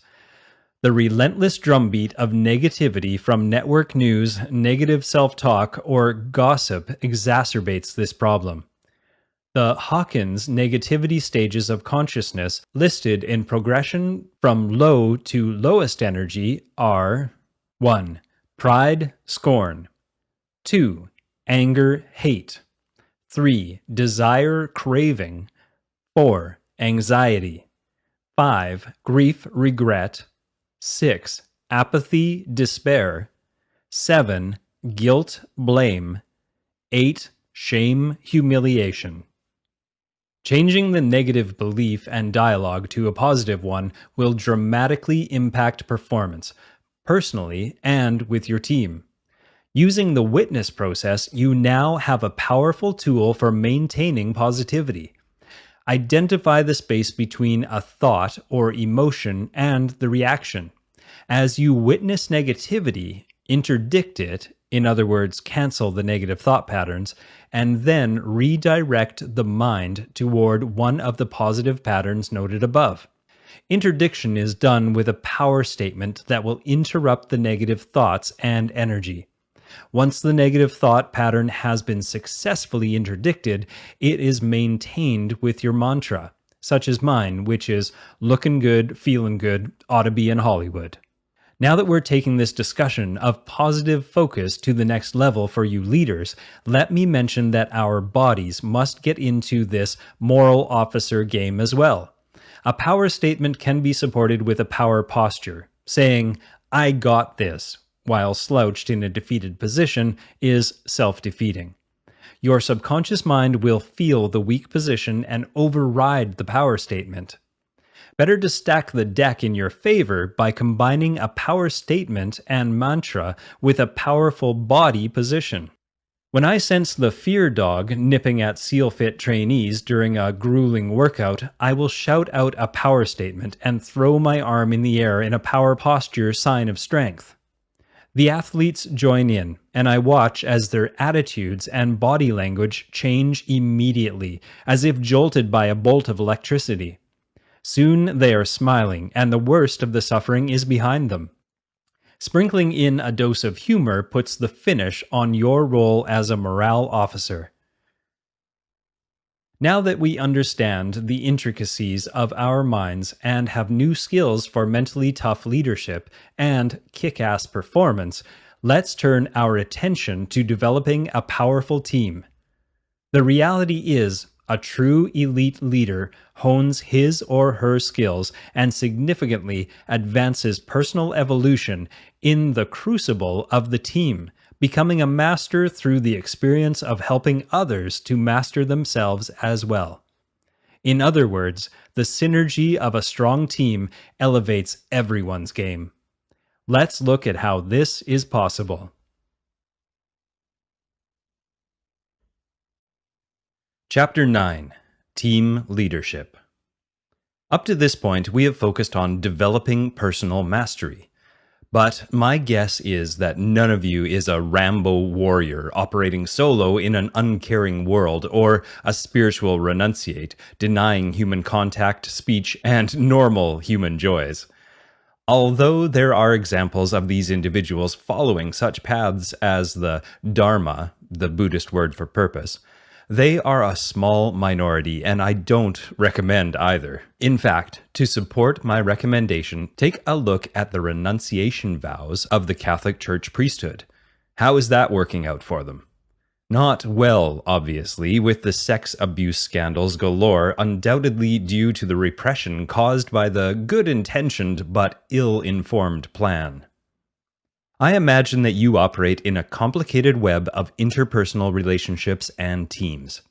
These include, but are not limited to, your immediate and extended family, work and professional network teams, a sport or athletic team, and a circle of friends.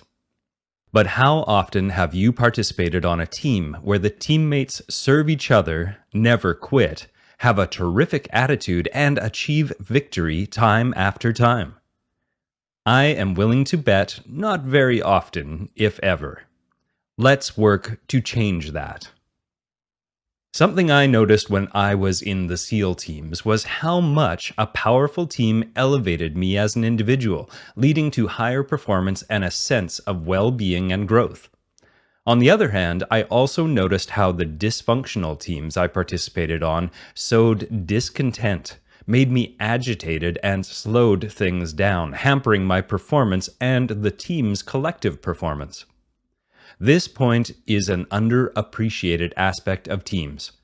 The team affects the individual just as much as the individual affects the team. A bad team will spoil an individual, and one bad apple on the team can ruin the whole bunch. This principle is very important and should impact how you recruit, select, acculturate, train, and maintain peak performance with your teams. The Unbeatable Mind way is to elevate team mastery to the same level of importance as personal mastery, because they are intimately linked. We must strive to bring teams into the Unbeatable Mind philosophy and training framework. A team that trains together outperforms together. The purpose of this chapter is to open a dialogue about how to develop team mastery. This is just an overview to present some new thinking and tools, as the subject deserves more attention than I can give it here. Team training can take many forms, the design depending upon your goals, how much time you have, never enough, your budget, so much is wasted on junk training with no impact, and the nature of your work environment, especially the risk factors involved. Whether you do daily or weekly workouts, brown bag lunches with speakers and case studies, reality-based scenarios and missions, or an annual outdoor adventure, I recommend you get serious about team training. When I was in the SEALs, everyone trained all the time. But the units that took training the most seriously far outperformed the rest. Team training must be supported by the whole organization and should not be seen as a random occurrence, a drain on productivity, or a nuisance by the leadership. In addition to skill development, teams that rely on physical work such as the military warrior, first responder, electrical lineman, or roughneck benefit greatly from a well-designed daily functional fitness program combined with periodic challenges. A team workout will ramp up camaraderie, accountability, and respect on the team. Did I mention that performance soars when a team works out together? A good example of this principle has been implemented by the Southern Lineman Training Center, SLTC, in the Southeast. This company, which trains electrical linemen, uses the daily SEAL Fit workout and periodic 20-time challenges to train the staff and students with excellent results. I would like to offer 10 simple guidelines to consider when establishing team training, which will set the stage for success. 1. Participation should be mandatory. Sharing risk and experience is a key factor in a team's cohesion. A teammate who happens to be sick, hurt, or busy every time the training comes around is quickly noticed, will diminish trust, and professional respect soon to follow. 2.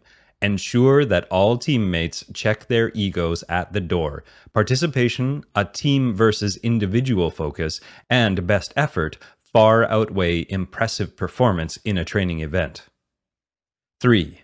If the training involves a physical challenge, ensure that you understand the safe methods for scaling the exercise and drills for those less physically capable. This makes it safe for all and removes the very real concerns of injury by less trained, not less competent, individuals. The point is to provide a vehicle of growth for all and not to hurt or embarrass anyone. 4. Someone must be designated to lead the training if you, the role leader, aren't feeling competent enough or lack the time to do it. The appointed leader should plan the session, provide safety considerations, brief the mission, lead the debrief, and, most important, participate. 5. If you do decide to lead the training, it is a good idea to hand off leadership roles once in a while to give others a chance to experience the role and share the wealth of the learning and the responsibility. Training is a fail-safe way to develop leadership as well as team cohesiveness. 6.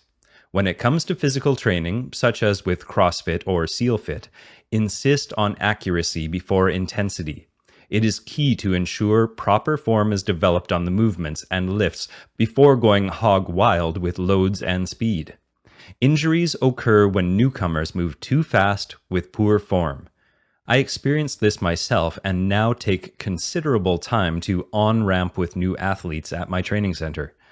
When consistent accuracy and ability to move the external loads safely is evidenced in action, then it is fine to ratchet up the intensity. A note on honesty in training. Nothing will destroy trust quicker than a teammate cheating on a simple thing like the repetition count or shortcutting the range of motion on a movement. No one wants to watch a teammate do half the work in half the time, or move a tremendous load half the distance, then marvel at his or her brilliant performance. 7. Engage experts to help the team to a higher level. Hire a coach to lead training or a subject matter expert to teach a seminar that trains the trainers. There are a lot of nuances in training teams, and though it may be alluring to do it all in-house, the result will speak for themselves. I have done it both ways and now routinely bring in experts to guide my team's development. 8. Have the entire team participate in the setup, the brief, mid-training equipment adjustments, the debrief, and cleanup of each training event. It is noticed and frowned upon to have someone pop in midway through a training event or bail as soon as it's over, leaving the debrief and cleanup to the rest of the team. 9. Safety trumps being hardcore. The biggest benefits of training accrue from the consistent effort over an extended duration of time, not one time, but months and years. It does nothing to hit a workout like an NFL linebacker and then be too sore to do anything for a week. You start back at ground zero every time with that approach. Instead, develop an awareness of your thresholds, assess the risk factors, and then plan to train below your thresholds. This approach will mitigate the risks of a sidelining injury. The safety of the individuals, and by extension the whole team, is more important than proving that you can train harder than everyone else. Having said that, consistent effort by the entire team over extended periods of time will produce astounding results. 10.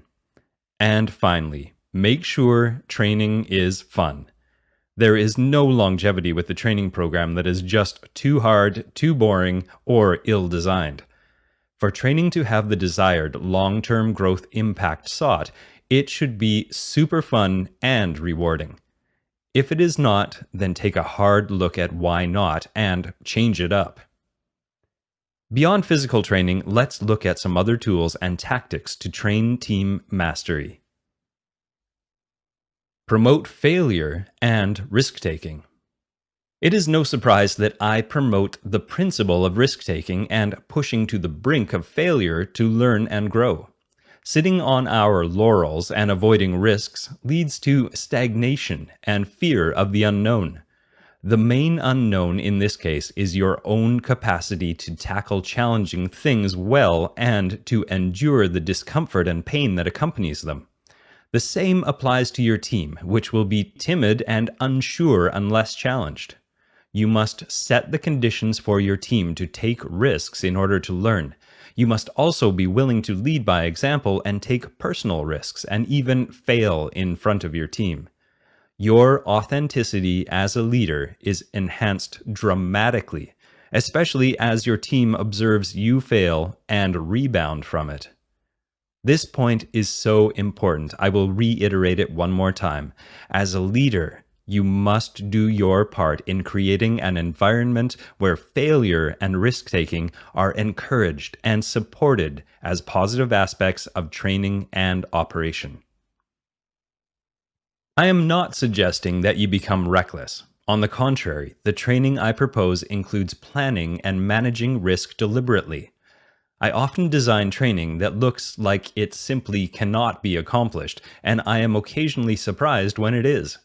Yes, it can be frustrating and it requires emotional control, but this uncommon approach gives the trainees a sense that not everything is an easy day or will go as planned. They must learn to innovate, adapt, and overcome on the fly. The point when imminent failure is acknowledged becomes a vivid team learning moment. The team must stop, regroup, communicate under pressure, and come up with a different solution. What went wrong? What would work better? Where should we go from here? In the team debrief, you can give them feedback, such as asking what they learned about themselves, what their reaction was to the mind game the instructors played on them, and how they can respond better next time. Teams develop that fail forward fast, F3 mentality we spoke of earlier, and they get comfortable with elevated risks. Use the crawl, walk, run approach with this method for best results. Ultimately, the more challenging the event, the more valuable the lessons and the deeper the mastery. There is no I in team. If you've ever had the privilege to be on a great team, such as a winning sports team or an elite special ops team, you'll implicitly understand the saying, there is no I in team. Aside from the obvious point that a team is a group of I's coming together to accomplish a mission, the reality is that once the team is formed, the I yields to the we. So teammates must come to the team and take their eyes off of themselves, setting them onto their teammates and the mission. Some may think you sacrifice yourself with this approach, with all that focus on others and not enough on yourself. That is patently false. What actually happens is that you now have an entire team looking after your interests. Your interests align with the team's interests. That is one of the reasons why you will grow stronger on a strong team versus a weak team. The bottom line is that effective team training makes for resilient teams full of mentally tough individuals. The individuals are tougher than they would be if operating as sole practitioners. So my advice is to take a three-sphere approach to development. Create the conditions for the individuals to maximize their potential, then elevate team training in importance to further support individual development. Hold teams accountable to a high standard of we, and then get out of their way. Watch team performance and the attitudes of the team improve dramatically, which will positively impact performance in all other areas. Get real. SEALs pride themselves on training more realistically than any other special ops force. When the call comes to get in a fight, it's just another day. In fact, I was pondering this when I watched the movie Captain Phillips about the merchant skipper taken hostage by Somali pirates. A few of the SEAL snipers who ended that scenario were buddies of mine, and they said it was just another op, in spite of the media frenzy around their remarkable sniper skills. They had trained so long and realistically for that type of mission that when the mission came, it was no big deal. In fact, the movie does a great job of portraying their nonchalance as they saunter off after the op.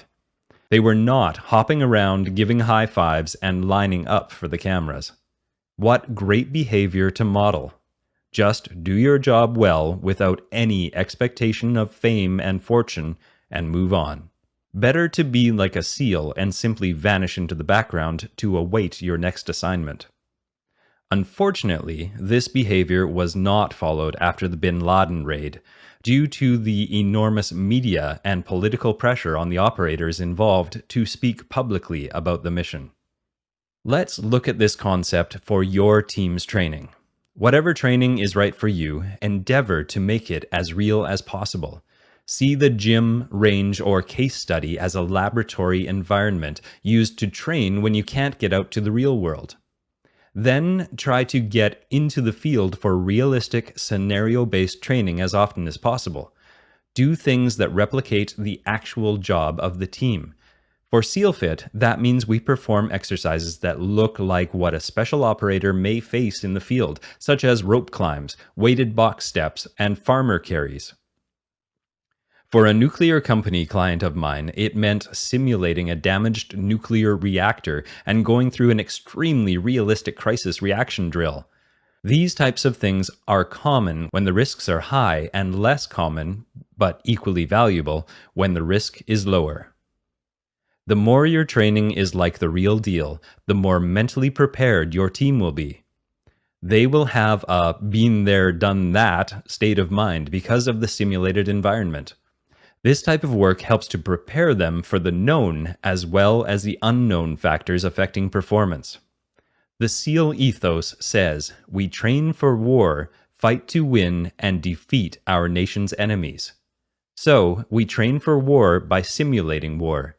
It is hard to the point of disbelief, but we certainly appreciated it when in the hot zone. The SEALs and other elite military units have learned that the more they train in peace, the less they bleed in war.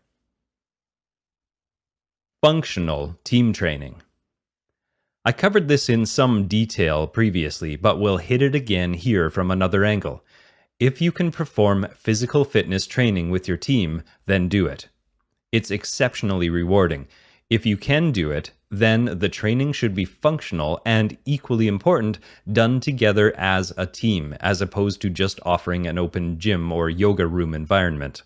It is much more fun and beneficial to train with a team, and it facilitates leadership and team cohesion.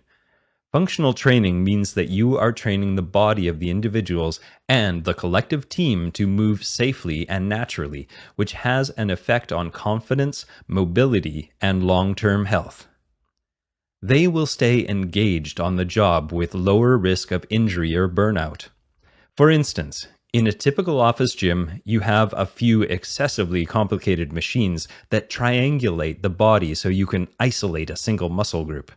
But how often do you configure your body so you are limited to using just one arm to throw something, or using a single leg to climb a tree?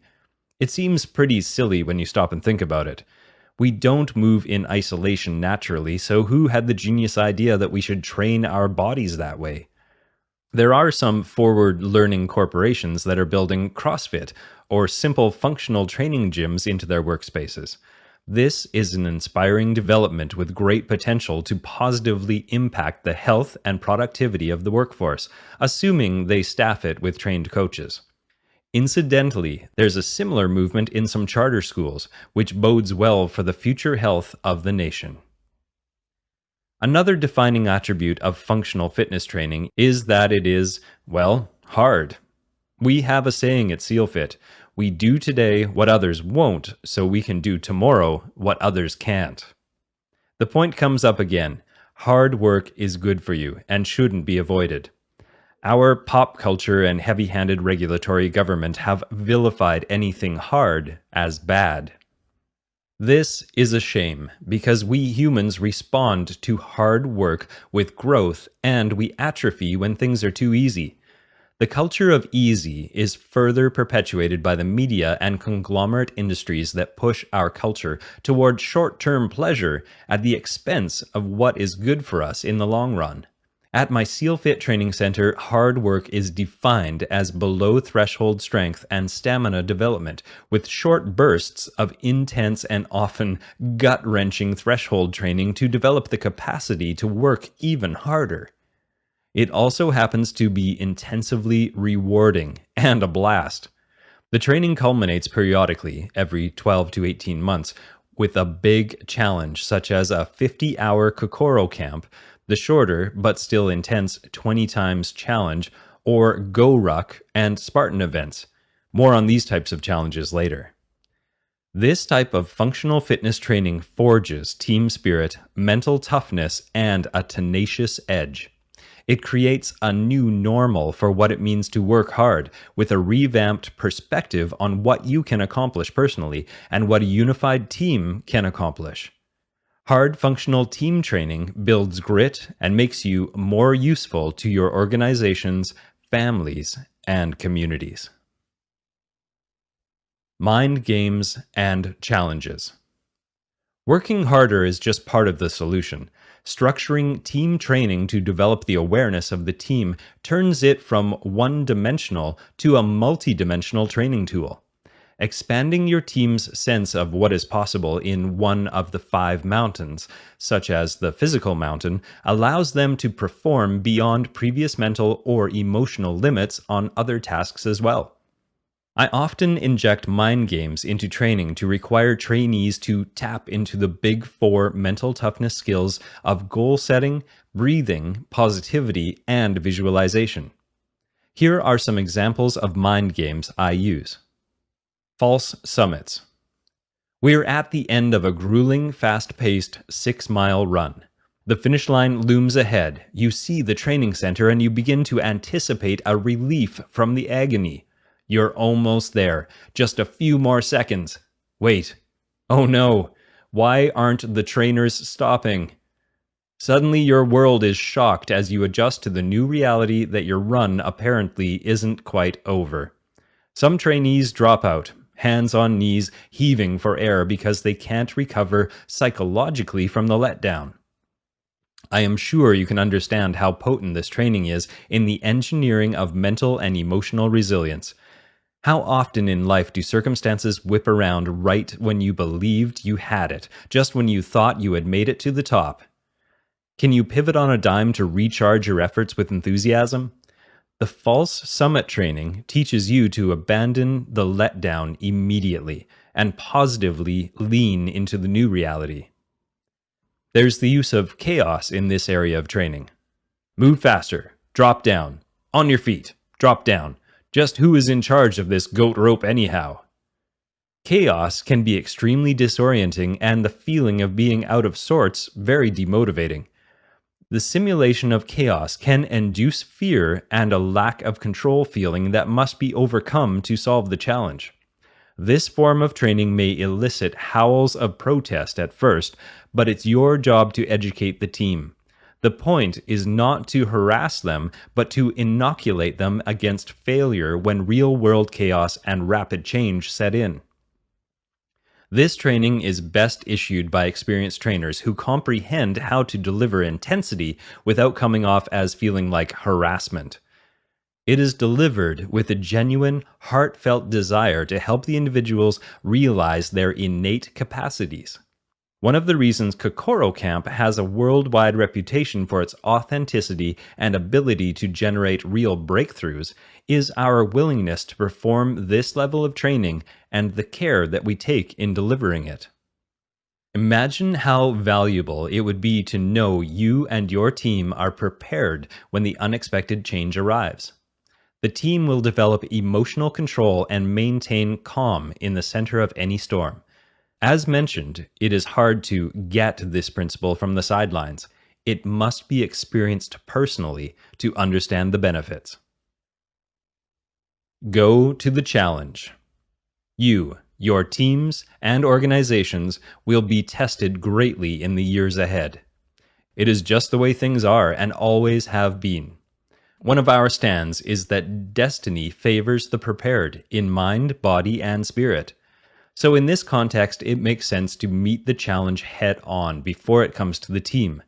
You, the team, and the organization as a whole will be better prepared to handle all challenges with resilience if you deliberately challenge the team beyond the norm in advance.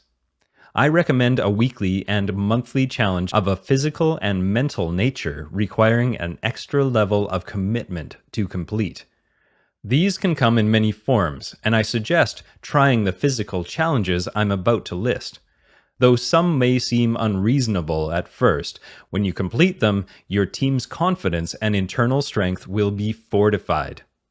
Challenges don't have to be physical, of course. I have found that if you can identify or create a challenge that has a 5-mountain nature to it, growth comes faster because it is an embodied learning experience. That is why Crucible training is so effective. It works on the trainee physically, mentally, emotionally, intuitionally, and spiritually.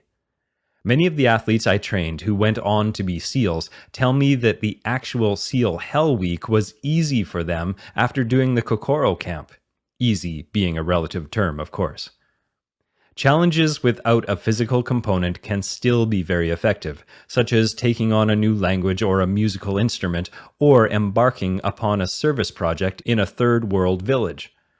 Spiritually oriented challenges, such as a 10-day silent retreat, a 30-day yoga immersion, or a vision quest, are excellent choices as well. The point is to choose a challenge and get to it. Challenges can be major, like those cited above, but even a more sanguine challenge once a week or month will go a long way toward exploring your edge and propelling your growth. Later is a suggested list of physical and mental challenges you can consider taking on. Be sure to thoroughly prepare for each exercise, scale as necessary, and reserve some recovery time for after it's over. Safety tip number 1. It is important to listen to your body during a challenge event such as those proposed below. If a potential injury is looming, don't gut your way through it. That's not determination. It's stupidity. It's your ego taking the helm. Back off and try the challenge another day. There's no reason to risk injury to prove something. Safety tip number 2. If you or a teammate is completely untrained, don't attempt to execute these exercises. Visit SEALFit.com to check out the online training and exercise videos, or attend a SEALFit Fundamentals Academy and work to a baseline level of competence. Train hard, but be smart. Doing the following challenges with your team should be great fun, not lead to injury or frustration. 20x physical mental challenges. Scale to 2/3 for intermediate athletes and 1/3 for beginners who have the skills to perform the tasks. 1,000 push-ups, 1,000 sit-ups, 1,000 pull-ups, 100 rope ascents, 1,000 8-count bodybuilders, 1,000 burpees, 3,000 kettlebell swings in 30 days, 1 mile walking lunge wearing a 20-pound vest. When ready, try the first one to understand how shattering a paradigm builds extreme confidence in your ability to push through self-imposed limits and meet your new 20x factor. Use standard operating procedures. Standard operating procedures, SOPs, are processes for routine, mundane tasks that carry great risk if not done the same way every time. An example is the SOP for a SEAL assault team entering a house on a direct action raid. Imagine the chaos if they used a different way every time, or if one member of the team decided he had a better way of doing it on his own. It would be a mess, even if the enemy was sleeping. Imagine a pilot or co-pilot winging the takeoff procedures of a 747. Not a comforting thought. SOPs can be a great tool for developing tough teams because they get everyone performing to the same standard and ingraining that routine into their System 1 minds. This then frees up the individual's System 2 mind for more creative solutions to other challenges that will inevitably arise. SOPs can help us get out of the rational, linear mind and into the non-rational, holistic mind, leading to more integrated solutions and a higher order of thinking. SOPs also help us prevent mistakes of judgment at a team level. Essentially, we train the mundane to allow us to access flow and act with virtuosity at the point of greatest intensity in the process or mission. What routine tasks surrounding team training can be built into SOPs? Here are some ideas to consider. 1. The structure of a training plan itself can be an SOP. The periodicity, duration, and event layout can be done in a similar format and sequence every time. 2. The pre-training preparation can be an SOP. This includes the equipment prep, individual prep, the brief, and the warm-up. 3. The flow of the training can be an SOP. How the teammates interact to support each other and keep the training session moving along between elements can be structured. 4. The debrief and post-training OODA feedback loop can be an SOP. 5. The communication protocols can be an SOP. Great teams strive to standardize routine tasks like those above, and the list applies to any type of training, not just physical skill training, so that time is not wasted reinventing the push-up every time someone new comes on the team. New ideas and improvements to SOPs are encouraged, but not on the fly. The post-training debrief is the place to discuss changes which can be implemented in future training. Keep it simple. Again. I will keep this short because we have addressed this principle in detail already. When it comes to team training, the KISS principle applies to the equipment, methods, and movements selected. The best team training is simple. Simple, not easy. You may have blown a lot of time on 3D computer simulations or the latest in monitoring equipment that had little impact on team effectiveness. I can train a team more effectively with a bunch of heavy rocks than all the $10,000 machines in a Gold's Gym combined. Simple tools and methods lead to more creative solutions and a more functionally effective result. Complicated training and workouts with complicated exercise can confuse or even injure your team. Keep it simple in terms of tools, workout protocol, instructions, and organization. A good log, a weight vest, a large space with a pull-up bar, and a collection of dumbbells has all the right stuff. Get creative and build your own equipment if necessary. Above all, keep the mental clutter to a minimum. Measure your success with benchmarks to build team confidence and enhance team fortitude. As your team gets tougher, you will get tougher, and you will progress towards mastery as an individual and leader. In the next chapter, we will examine some character traits you can expect to cultivate naturally on your path to self and team mastery. The virtues in Chapter 6 are foundational to living an exceptional life, but the following character traits we'll discuss arise as the result of extended training and layering self-awareness. My recommendation is to study them in yourself and in others, as these characteristics will be markers of progress. You will also know when you are in the presence of the right individuals to support your journey.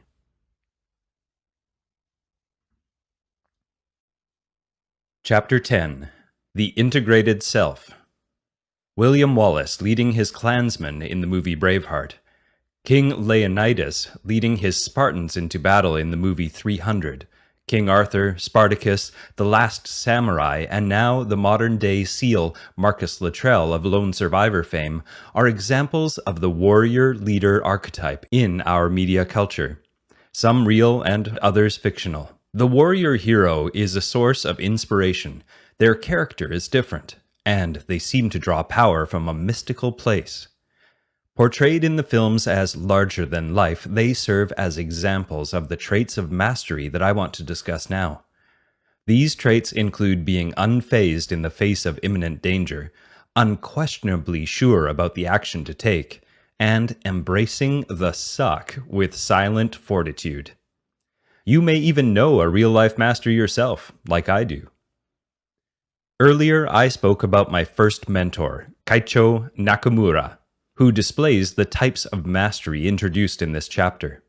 He exemplifies a stoic strength, a beginner's mind, and an uncommonly disciplined approach to his life.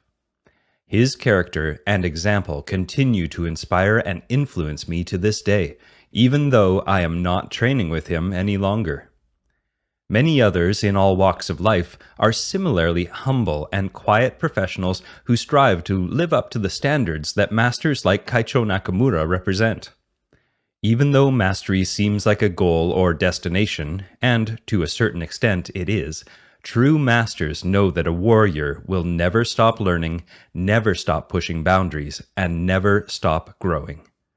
So, masters focus on mastering the details of the journey every day, rather than the end state. As stated earlier, the traits in this chapter are signposts on your journey, and it is important to note that there is no perfection in any of them. There is only perfect trying, and the results will be informed by the stage of the journey and the personality of the student. But sooner or later, the warrior will be called to step into the breach and serve beyond the call of duty. My friend, Glenn Doherty, found himself in a situation which tested his character in a way that warriors prepare for, but hope doesn't come.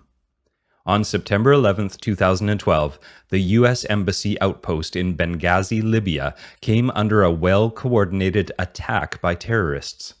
Glenn, with an order to stand down, ignored the directive and raced to rescue the Americans under siege. He did not hang out and wait to hear about the tragedy later or to be told what to do, but disobeyed orders to courageously act for the safety of others and putting his life at grave risk.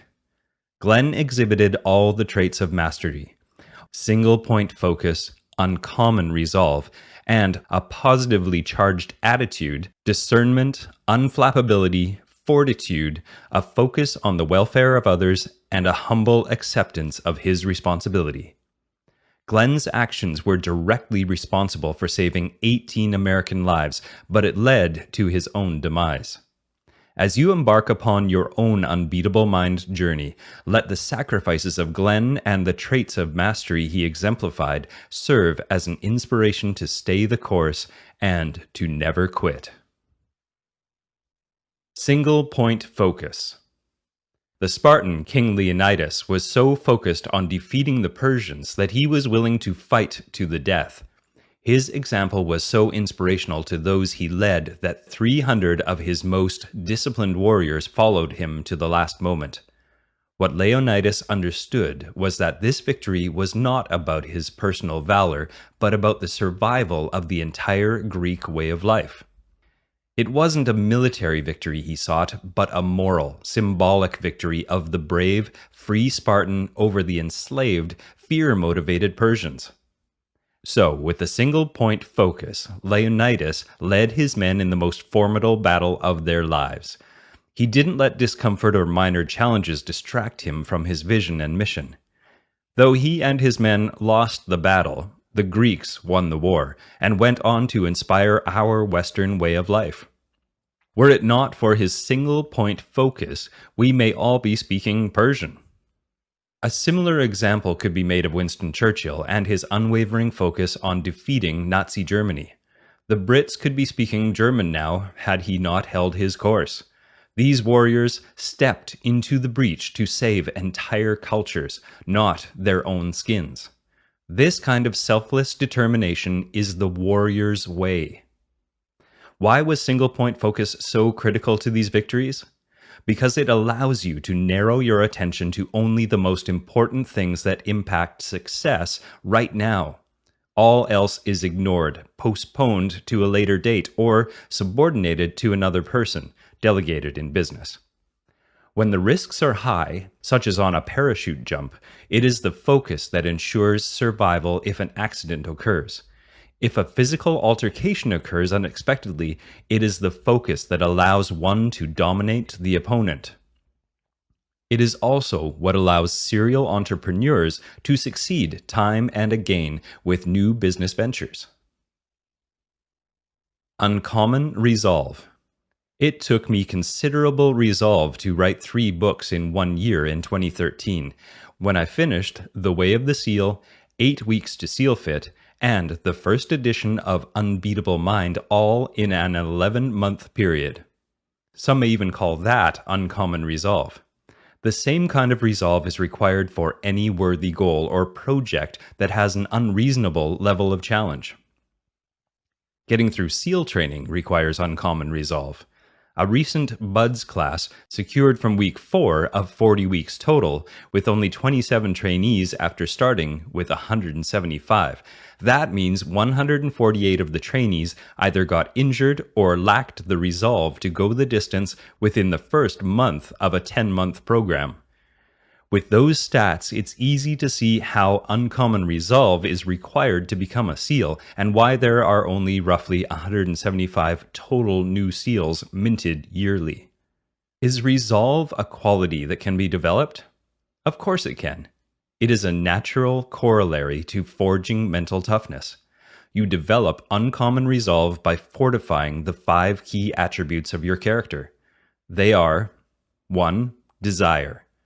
Related to our discussions throughout the book about passion, for uncommon resolve, you must desire the outcome as if your hair were on fire. 2. Belief.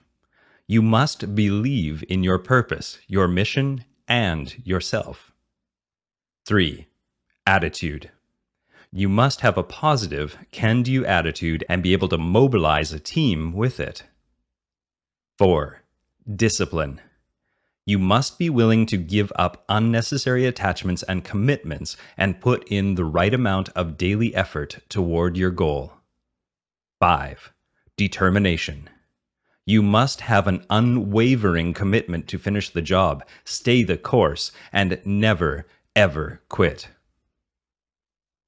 If your resolve requires stepping into the breach at risk of life and limb, as Glenn Doherty did in Benghazi and Michael Murphy did in Afghanistan, then you will require each of these attributes in full measure.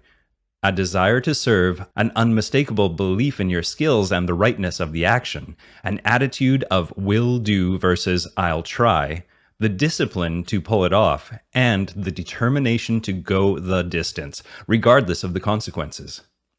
Imagine how powerful your actions will be when you apply this attitude with that level of commitment to the goals in your life.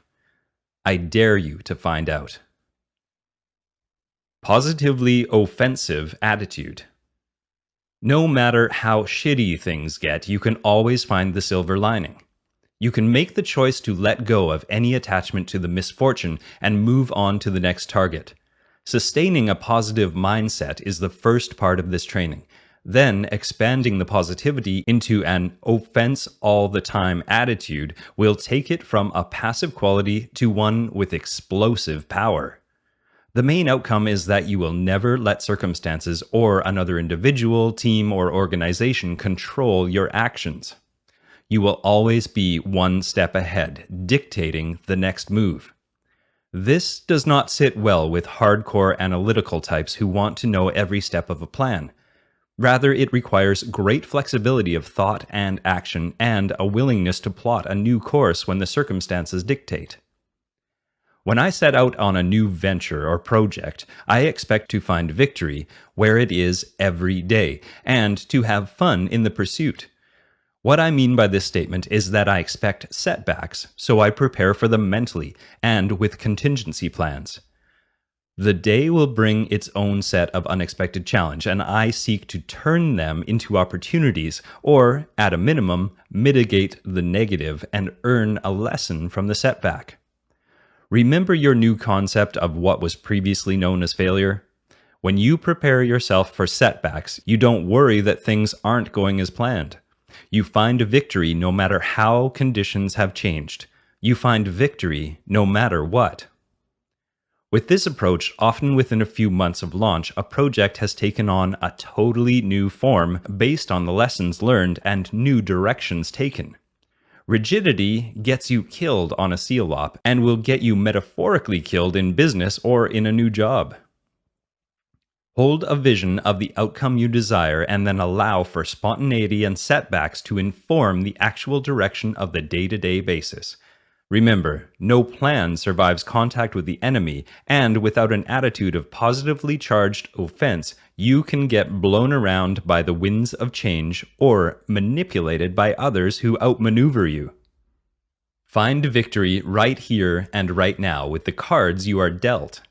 Excuses, finger-pointing, and soul-grinding negativity will slow you down and destroy the opportunity for the most creative response. When things go off the tracks, the master doesn't assign blame and wallow in self-pity. Rather, he or she immediately seeks the positive lesson and then acts on it with an offensive attitude. Discernment. There is an old saying that the road to enlightenment is littered with fallen seekers. When I reflect on the traits of masters, I note how rarely we see these qualities in folks who crave the public spotlight, including most politicians and entertainers. Mastery eludes these individuals because it requires detachment from wealth and fame, instead directing one's energy towards the higher values we've been exploring in this book. If fame or fortune comes as the result of self-mastery and service, then it is not used for egotistical or hedonistic pleasures, but rather as a platform to serve even more. Discernment is defined as being keenly selective in judgment. This is not easy to achieve. The master is very discerning about how he or she spends time and mental energy. The ego is tempered with patience and humility, allowing for the attention of good works to be directed outward in service, while the intention is directed inward toward spiritual development. The mastery trait of discernment is cultivated by first developing a distrust for the untrained mind. This means that you start with an expectation that your thinking will be flawed and then strive to cultivate right thinking through the training, education, mental models, and trial and error. This is good news for you. If you've been following along, then you have seen how complicated our zoo-like minds are, and you should already be wary of your own thinking. But using the tools in this book and then going beyond, you will move from awareness to right thinking more easily. There are 5 primary ways the mind thinks. 1. Direct perception. The introduction of data and information into the mammalian brain and directly perceiving it in a present mind state. 2. Accessing memory. Your neocortex tapping the mammalian brain for stored information. 3. Analysis. Deductive reasoning using the neocortex via the frontal lobe, predominantly with the left hemisphere. 4. Creating and imaging. New idea creation using the neocortex working with the visual language capacity of the mammalian brain to create new thoughts and images formerly not part of your mental repertoire. Creative imaging also means you will access stored memory and possibly external sources of previously unknown knowledge. 5. Dreaming. Beyond the scope of this book, and I doubt science will ever really understand this aspect of thinking.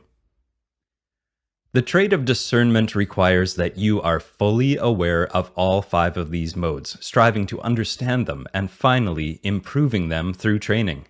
I want to be clear, there's no such thing as perfect thinking, and there's no perfection in mastery either. No, it's a constant process of trying to clarify your thinking.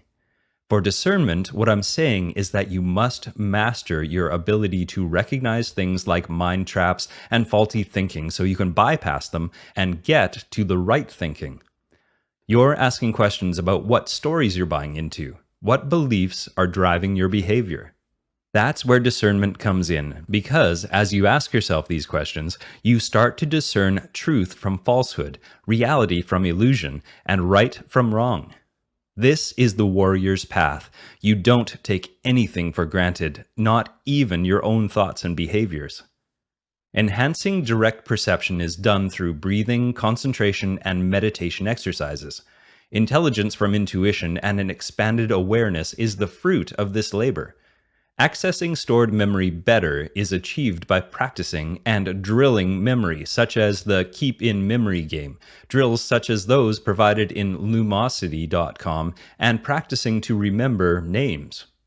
Memory can be improved by tying visual images to the information, making memory a right-left hemisphere and neocortex mammalian brain process.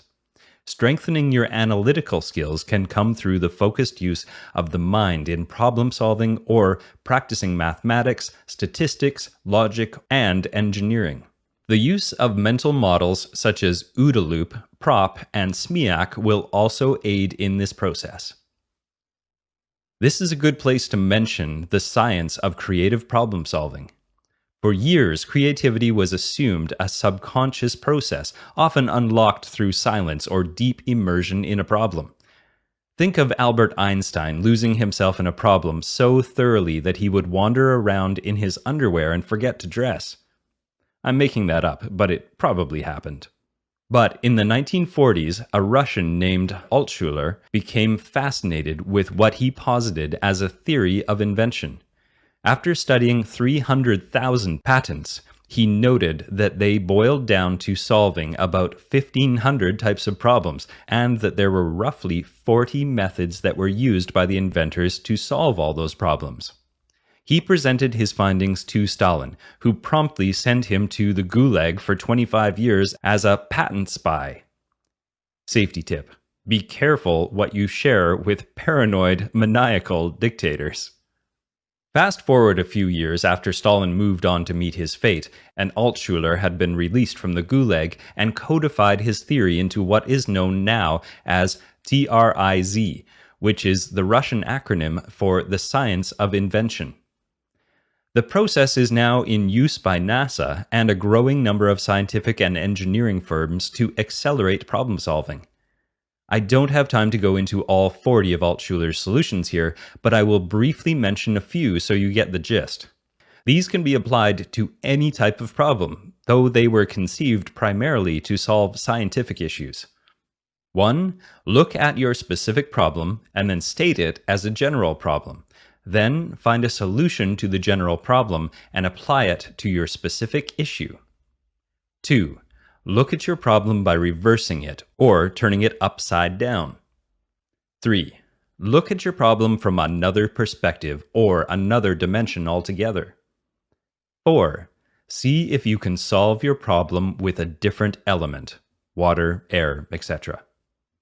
5. If your problem is fixed, make it movable, or vice versa. If you are interested in this line of thinking and learning more about this tool, I recommend the book Da Vinci and the 40 Answers by Mark Fox. In spite of all the training to improve discernment, the ability to discern truth from falsehood, good people from bad, and right from wrong is still cultivated through life experiences as well as trial and error.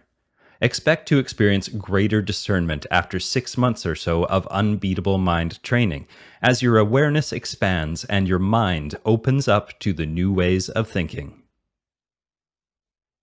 Excelling in chaos.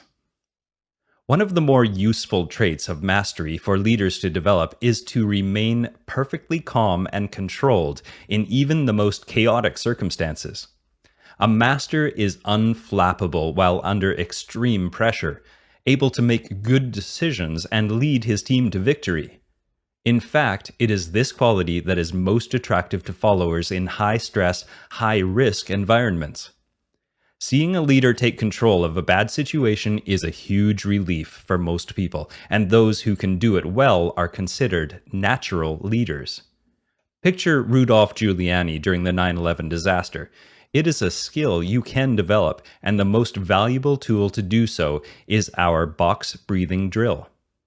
We covered box breathing in detail earlier, but I want to reiterate that through deep, rhythmic breathing, you are able to control and focus your mind's conscious activity, regulate your heart rate, and diminish symptoms of the stress response.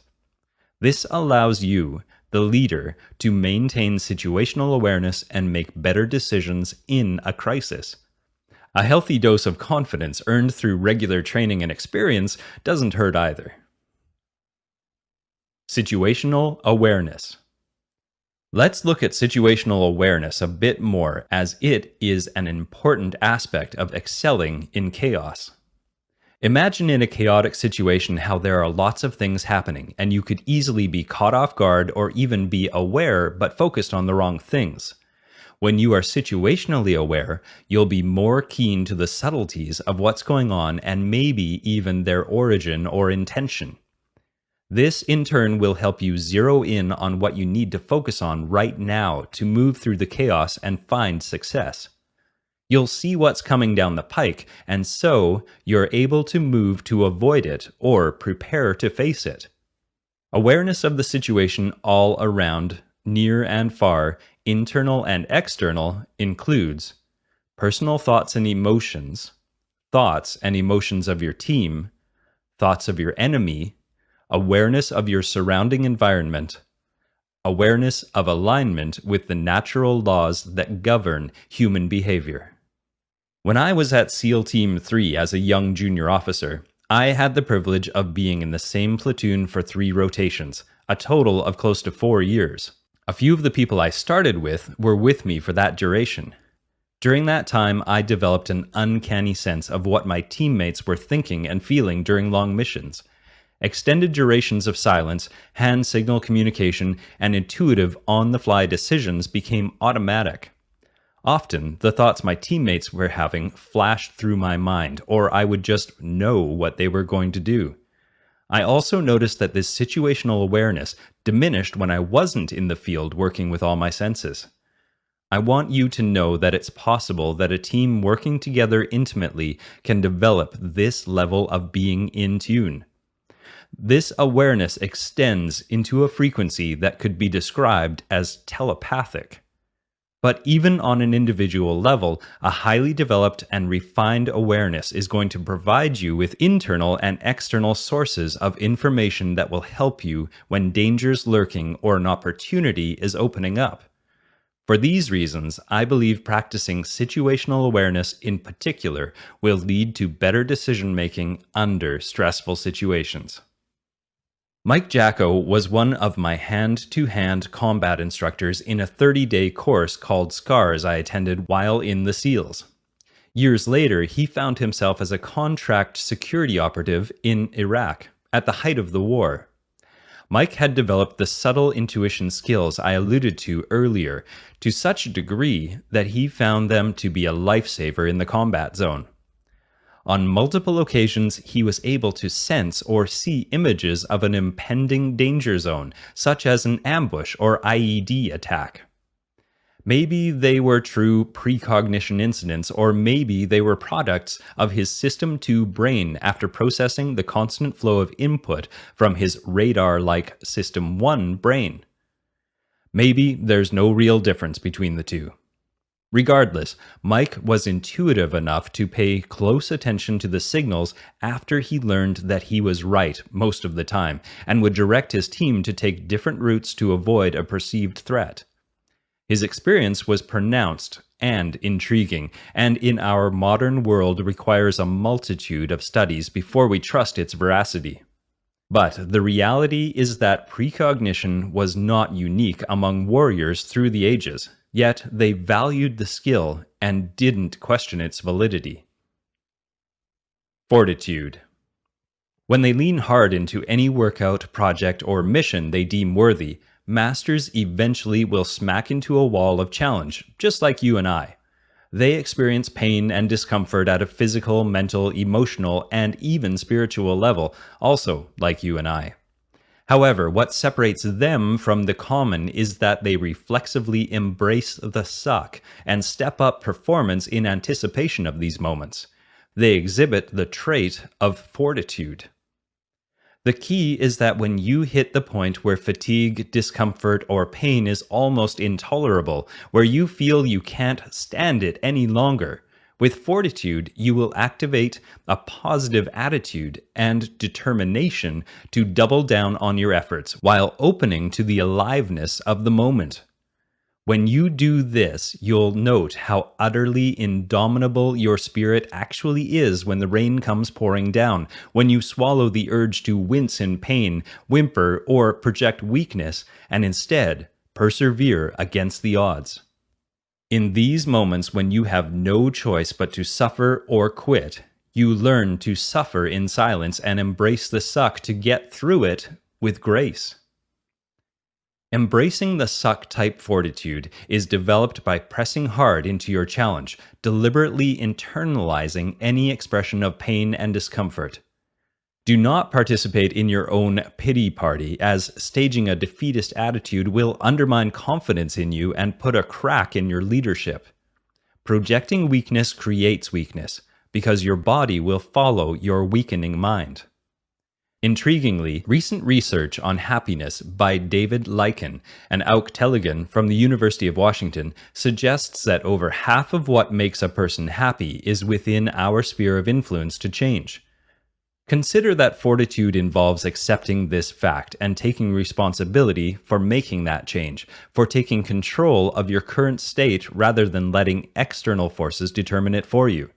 If so, then one of the best expressions of fortitude is that you simply find the means to put a smile on your face during the challenging training and events. Although this may be difficult at first, it will get easier with time and practice. In fact, putting a smile on your face is not just pretending to be positive. I believe you are actually forcing yourself into a happy place. Studies have shown that a smile brings the same level of stimulation as eating a bunch of chocolate bars. So if you are using this tactic to brighten your day, then smiling instead will have the added benefit of weight loss. Smiling releases endorphins, serotonin, and natural painkillers. Though studies are inconclusive, mental health practitioners report that smiling therapy has also improved the optimism and feelings of happiness of clients who suffer from mild depression. They employ daily 20-minute sessions during which the patient just sits and smiles. I don't know for sure if being happy makes one smile more or if smiling more makes one happy, but it would be hard to dispute that the two are linked. I recommend putting a smile on your face when you work out and are most put to the test. My experience is that it does make a difference, even if it's just a placebo effect. And hey, smiling is free. For example, during SEAL Fit training, we ask athletes to smile during the hardest part of the training. It requires serious willpower and concentration to do, which enhances mental control. And it is great to see the trainees who have often been up for over 30 hours, smiling or laughing up a storm. The positive impact on the rest of the team is cathartic. Smiling and laughing can give you strength and, I believe, even enhance your pain tolerance. Focusing on the mantra, pain is weakness leaving my body, will add an element of determination to your embrace the suck moments. Another excellent way to develop fortitude is to take your eyes off your own suffering and fix them on the suffering of others. If they're in the same boat as you, they will be suffering as much as you are. Lending an encouraging word and helping hand will comfort them while leaving you in a more positive state. It is impossible to be negative when earnestly helping another in need. Also, your teammates will want to follow a person who is embracing the suck and serving her teammates. So slap a smile on your face, support your teammates, and repeat the phrase, pain is weakness leaving my body, or I am the master of my fate, I am the captain of my soul, from William Henley's Invictus. You will notice pain begin to dissipate and a new source of internal strength arising. As you grow more tolerant to pain by embracing the suck of the challenge, you will develop deep inner strength and control over your response. You are well on your way to mastery. Humility Revisited.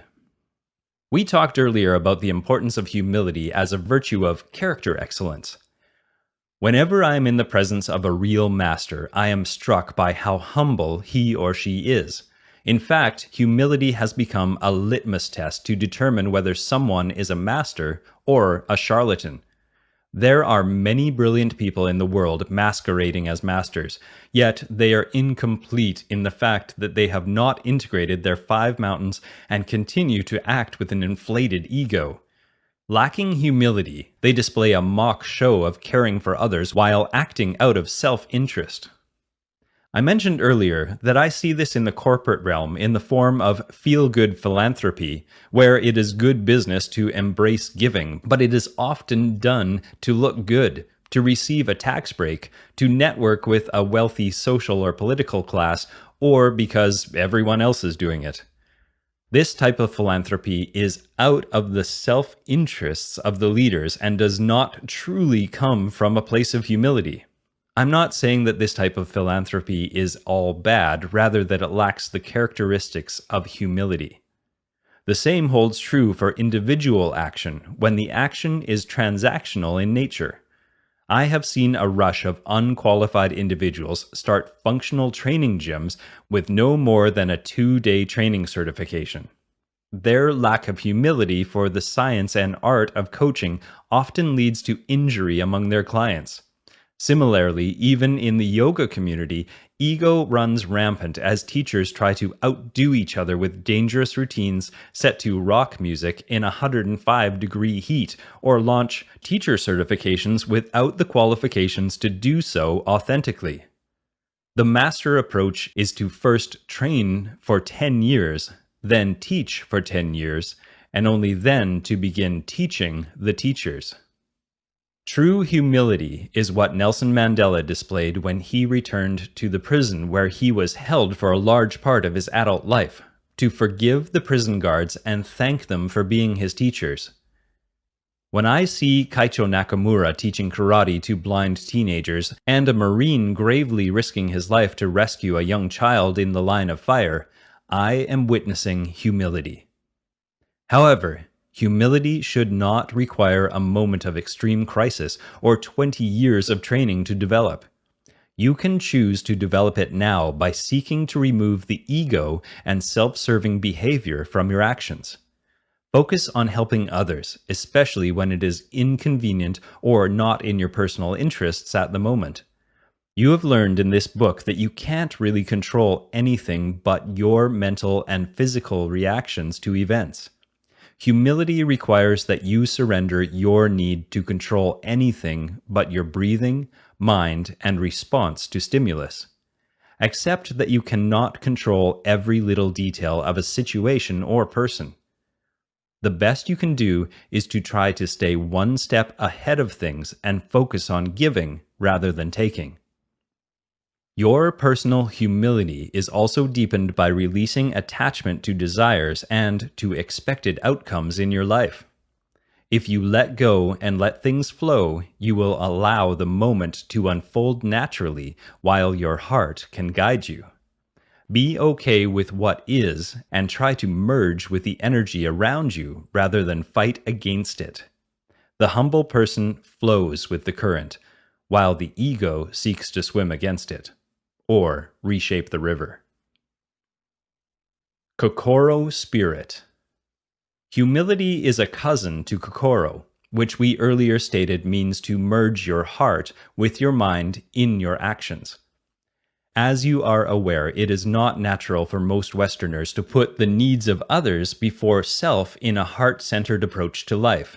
We have been steeped in a story of staunch individualism and separation for many decades. This is why those individuals who can do it stand out so much to us, and we hold them up as special. But we can train Kokoro. The Buddhist practice of loving kindness is a powerful means, yet you need not become a Buddhist to practice it. This book has proposed a blending of the best of Eastern and Western training approaches in an integrated personal development plan, which will allow you to find and develop your Kokoro spirit. Through Kokoro, you will frame your challenges intellectually, but solve them with a heart-centered approach that includes the interests of all parties in all three spheres of I, self, we, team, and it, organization. Cultivating Kokoro requires you remain focused on your larger responsibility of fulfilling your purpose in the service of others, the environment, and, ultimately, the global family.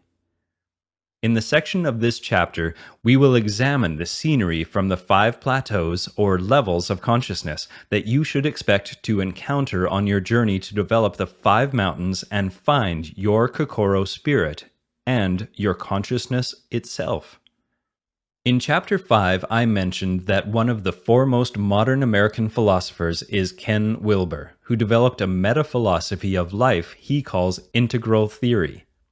Wilber proposes that human experience can be mapped and that one's consciousness can grow and deepen through a variety of methods towards higher stages that transcend the limitations of earlier and less complex stages. Additionally, Wilber says that consciousness is expressed in 4 quadrants of I, we, it, and its, which can be collapsed to the spheres of I, we, and it, as we have discussed in this book.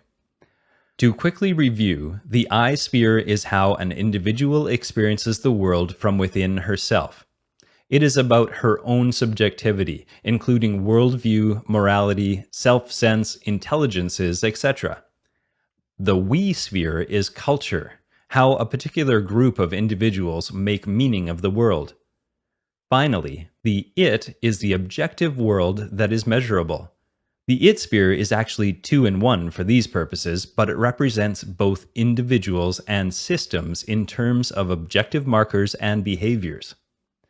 Wilber's integral theory is a useful reality map that we've evolved for Unbeatable Mind to provide a map of an integrated warrior-leader development model. This helps us make meaning of the world we live in and co-create. It also helps reduce the likelihood of mental categorical errors and reductionist thinking. It complements our 5-mountain developmental philosophy nicely and provides a framework to understand vast areas of human knowledge. Now I will introduce the aforementioned 5 plateaus as an evolution of consciousness and provide you a simple interpretation of each. 5 plateaus.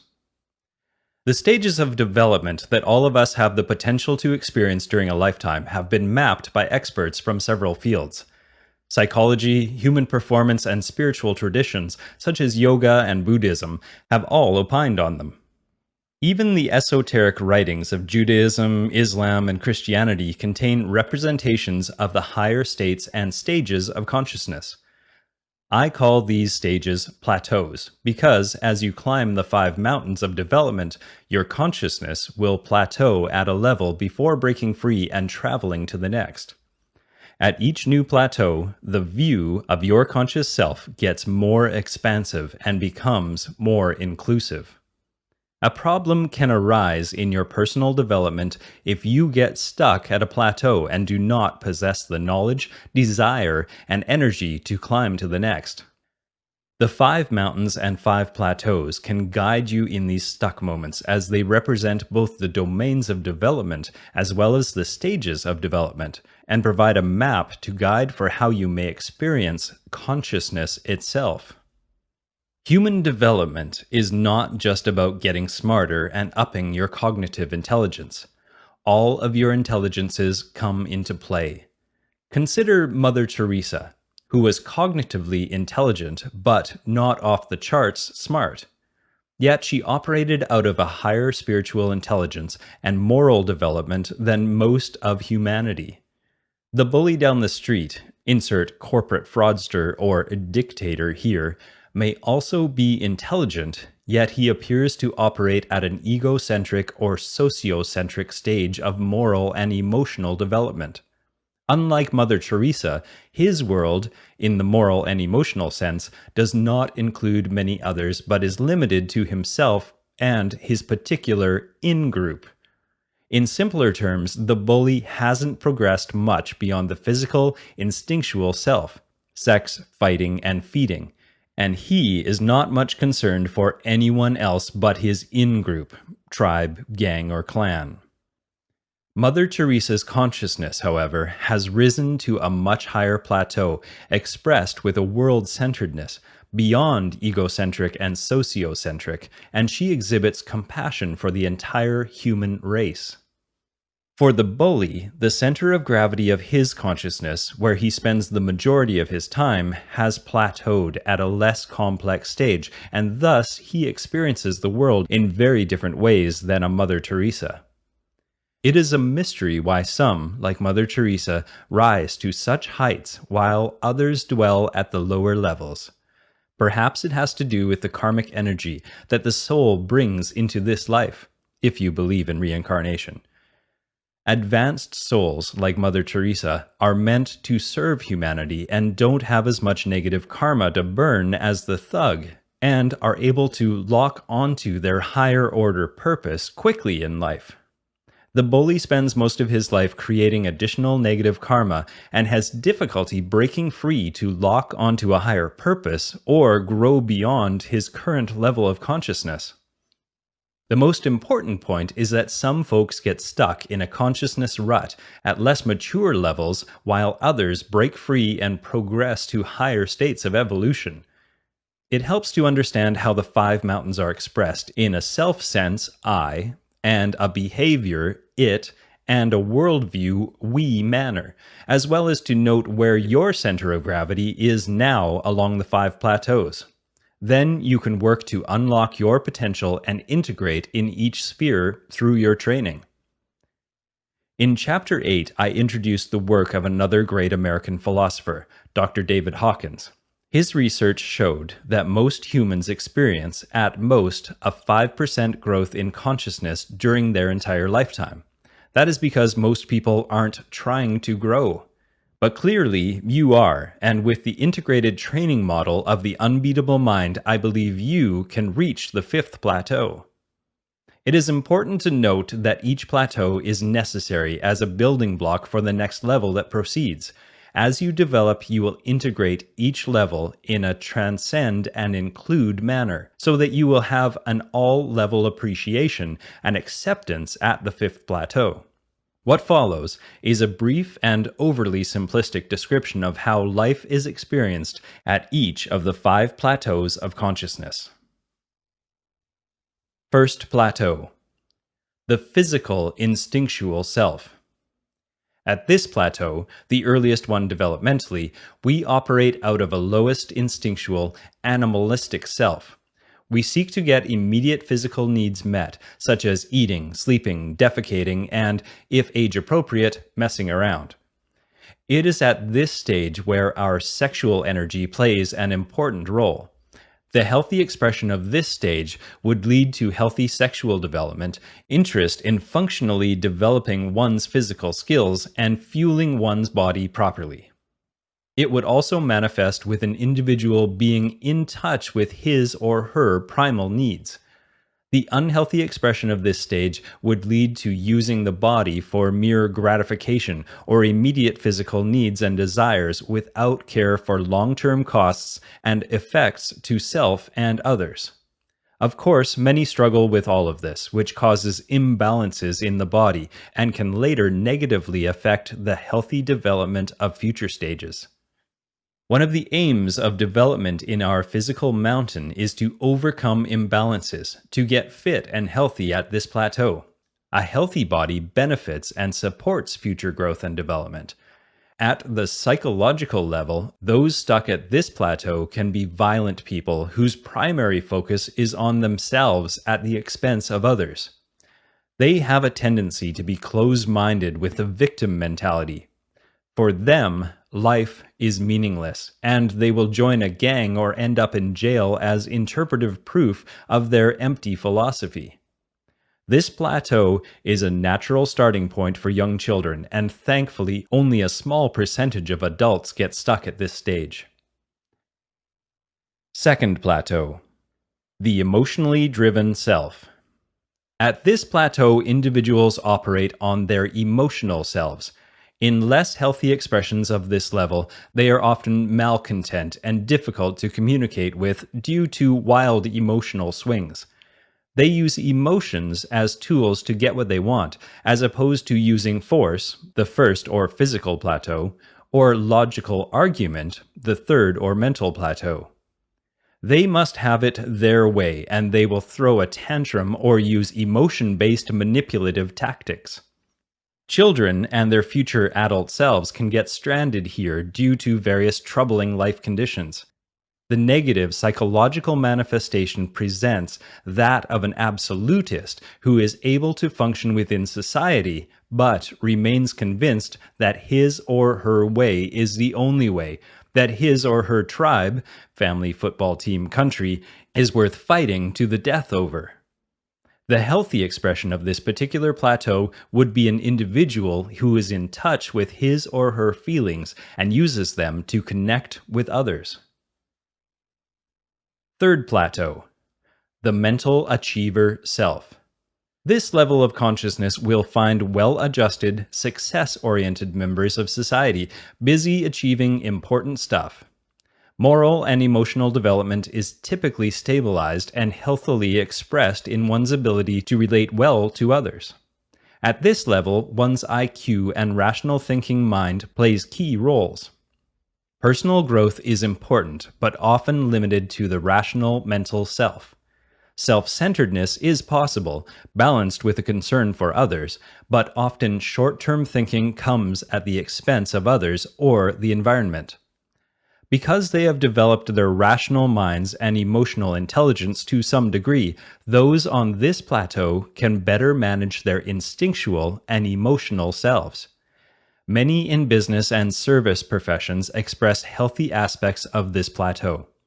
An unhealthy expression of this could be seen in a type A corporate executive who is so driven that he or she loses sight of other important values such as health, connection to family, and spirituality. Life is good for them as long as their needs are met. "I've got mine, I'm good to go, so don't bother me," can be the prevailing attitude. This plateau represents by far the largest in our Western society, where the stories of individualism and capitalism play to its strengths. The self-determination felt at this level is an enticing and powerful view, but it can create problems because it doesn't acknowledge the interconnected nature of all things. Fourth plateau: the sensitive self.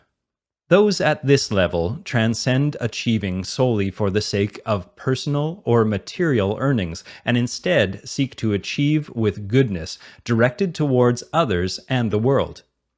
Their hearts, as well as their rational minds, drive them. It is common to find those on this plateau focused on areas that are outside of selfish physical, emotional, and achievement oriented realms, such as sustainable community transformation and health in disadvantaged regions. The body, emotions, and instincts are well managed and expressed in new and unique ways. The mind is directed toward higher order purpose, and self actualization can play an important role. Intuition is not shunned, and feelings of connection grow as they see the world as an interconnected whole. Though this plateau is an exciting step toward a fully integrated life, like all stages, it also has a shadow side. The shadow can be seen in attachment to one's newfound identity, expressed as spiritual egotism and exclusivity toward others. What I mean is that there is a tendency to feel special and unique at this plateau, leading to a superiority complex which can impede further growth. Spiritual egotism is found in the New Age movement, where there's a translation of spiritual and religious experience into Enlightenment language without a corresponding transformation of consciousness to the more enlightened fifth plateau, integral level, and beyond. This stage can ignore or even demonize less evolved individuals or groups of people. Animosity can develop between mental achievers and sensitive do-good types because both find it difficult to deal with each other respectfully or to find win-win solutions together. Fifth plateau: the integrated self. In this plateau, the heart, mind, and spirit begin to integrate in the individual, creating a world-centric, service-oriented sense of self. Truth, wisdom, and love are felt and expressed universally. Individuals transcend the limits of tribal and national identity. The earlier plateaus are integrated, and the shadows of each begin to clear up. A major difference between Plateau 4 and 5 is that those operating on Plateau 5 can meet the others at their respective levels. They don't demonize them or treat them as a class that needs pity or a handout. Those who operate with a fifth plateau consciousness tend to be great reconcilers and communicators, and are world-centric warriors. They are also aware of the possible dysfunctions at each previous plateau and hold them in their mind and heart in a compassionate way. Many great spiritual leaders and warriors throughout history have been at this plateau, and today a growing number are entering it as humanity appears to be entering a new age of spiritual awakening and social awareness. As you enter deeper into the stream of development toward mastery and remained disciplined in your training, you will find yourself gaining momentum toward this and potential higher stages. The fifth plateau is not necessarily the final stage of development, as consciousness has a primal drive to evolve. The question remains, what plateau do you most identify with now as your center of gravity?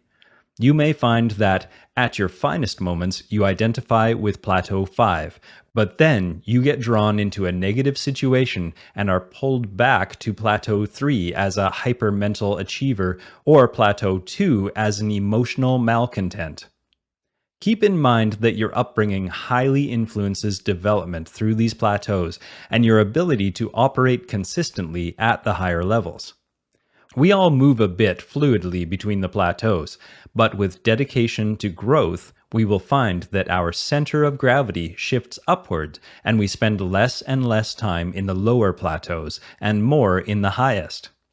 We will also find ourselves expressing the healthier side of each plateau and have an easier time course-correcting when necessary. The late Stephen M.R. Covey wisely said, "Seek first to understand, and then to be understood." It takes courage to see truth clearly, especially when it comes to your own beliefs and worldviews. If you realize that you operate mostly from a third plateau mental achiever consciousness, yet dip into second plateau emotionally driven and/or first plateau physical gratification based behavior when under stress or unfocused, the good news is that you are not stuck there. You can change. You can develop the highest stages of consciousness through focused intention and, most effectively, through integrated training. One final comment. I mentioned earlier that theoretically, only those at the fifth plateau of consciousness can consciously transcend and include all levels. When you break through to this stage, even if in temporary, non-ordinary state, you will have a new consciousness benchmark that will serve as a guidepost for your continued work. These temporary peak experiences help you trek over time to that new terrain as a permanent center of gravity. Let me provide a real-world example of a temporary, non-ordinary elevated state and how it supported development in a trainee of mine. I will preface it by saying that I designed the Kokoro camp to smash paradigms and uplift trainees to a temporary fourth or fifth plateau experience. This occurs through the realization that they cannot complete the required work as an individual. They are forced to engage their team with a fifth plateau perspective, which is often experienced as a peak state of consciousness. I watched this happen with former NFL tight end Derek Price during Kokoro Camp 17. His words describe the shift from 3 to 5. When I signed up for SEALFIT's Kokoro Camp, it was about having a personal goal. I wanted to see if I could complete the program. I wanted to test my limits and find out if I was mentally tough enough. I'd been searching for 10 years after leaving the NFL for that next level. I've been tackling business and personal challenges and knocking them down one at a time, trying to prove how smart and tough I still was. Even after several Ironman and open water distance races, I was not feeling satisfied, yet couldn't put my finger on it. Then Kokoro Camp shattered my paradigm and solved the problem for me. There, I finally experienced emotionally and spiritually that it's not about me. It's not about what I can do. I learned that what is important is what my team can do and how I can help others achieve success and significance. It opened a new door in my life and presented the very puzzle piece I'd been looking for. It opened me to the bigger picture and helped me connect with my heart-mind. By taking his eyes and mind away from his own narrower needs and placing them on his teammates' needs, Derek released his third plateau achiever self and stepped into the universally connected fifth plateau of heart-centered consciousness. There he was witness to his heart merging with his mind while tending to his teammates' needs. He starved fear and fed courage in others, and in doing so, opened up to a more selfless and expansive state of consciousness. The shift allowed an influx of energy and a transcendent experience, which he could later reference during his personal journey toward self-mastery.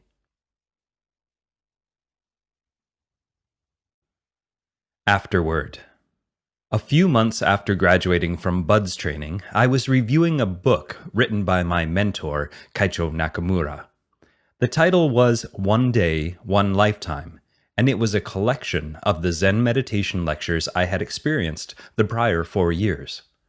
The saying, one day, one lifetime, had stayed with me since then and serves as a reminder to me that every day is important and could be my last. I have learned to live each moment fully and in the present, and avoid treating every single day as a dress rehearsal. This same attitude is required of self-mastery, which will be achieved as you develop your personal 5 mountains and integrate at the 5th plateau. Ultimately, you will experience this integration as a union of your rational mind, your heart, and your witnessing self. With this integration, you will begin to experience more presence and will use your whole mind for creative and holistic thinking. Your actions will be powerful and positive. A presence will be enjoyed, whether sitting in silence or performing a workout or problem solving through a critical project, or even if you find yourself in a fight for your life. The signposts that indicate you are making progress on this incredible journey include experiencing increased moments of peace, sensing an expanding field of awareness, being able to perceive truth better, cutting through the nonsense of the world, feeling more love for your fellow humans and for all sentient beings, feeling a sense of urgency to become a steward for Earth, finding you can accomplish any worthy task you set your mind to, tapping into your intuition and gut feelings frequently and using this skill to make wise decisions, finding beauty and grace even in mundane or dismal situations, experiencing true selflessness. On April 23, 1910, Theodore Roosevelt delivered a speech whose words have inspired generations of warriors and leaders since. It is not the critic who counts, nor the man who points out how the strong man stumbles or where the doer of deeds could have done them better. The credit belongs to the man who is actually in the arena, whose face is marred by dust, sweat, and blood, who strives valiantly, who errs, who comes up short again and again, because there is no effort without error and shortcoming, but who does actually strive to do the deeds, who knows great enthusiasms, the great devotions, who spends himself in worthy cause, who, at the best, knows in the end the triumph of high achievement, and who, at the worst, if he fails, at least he fails, daring greatly, so that his place shall never be with those cold and timid souls who neither know victory or defeat.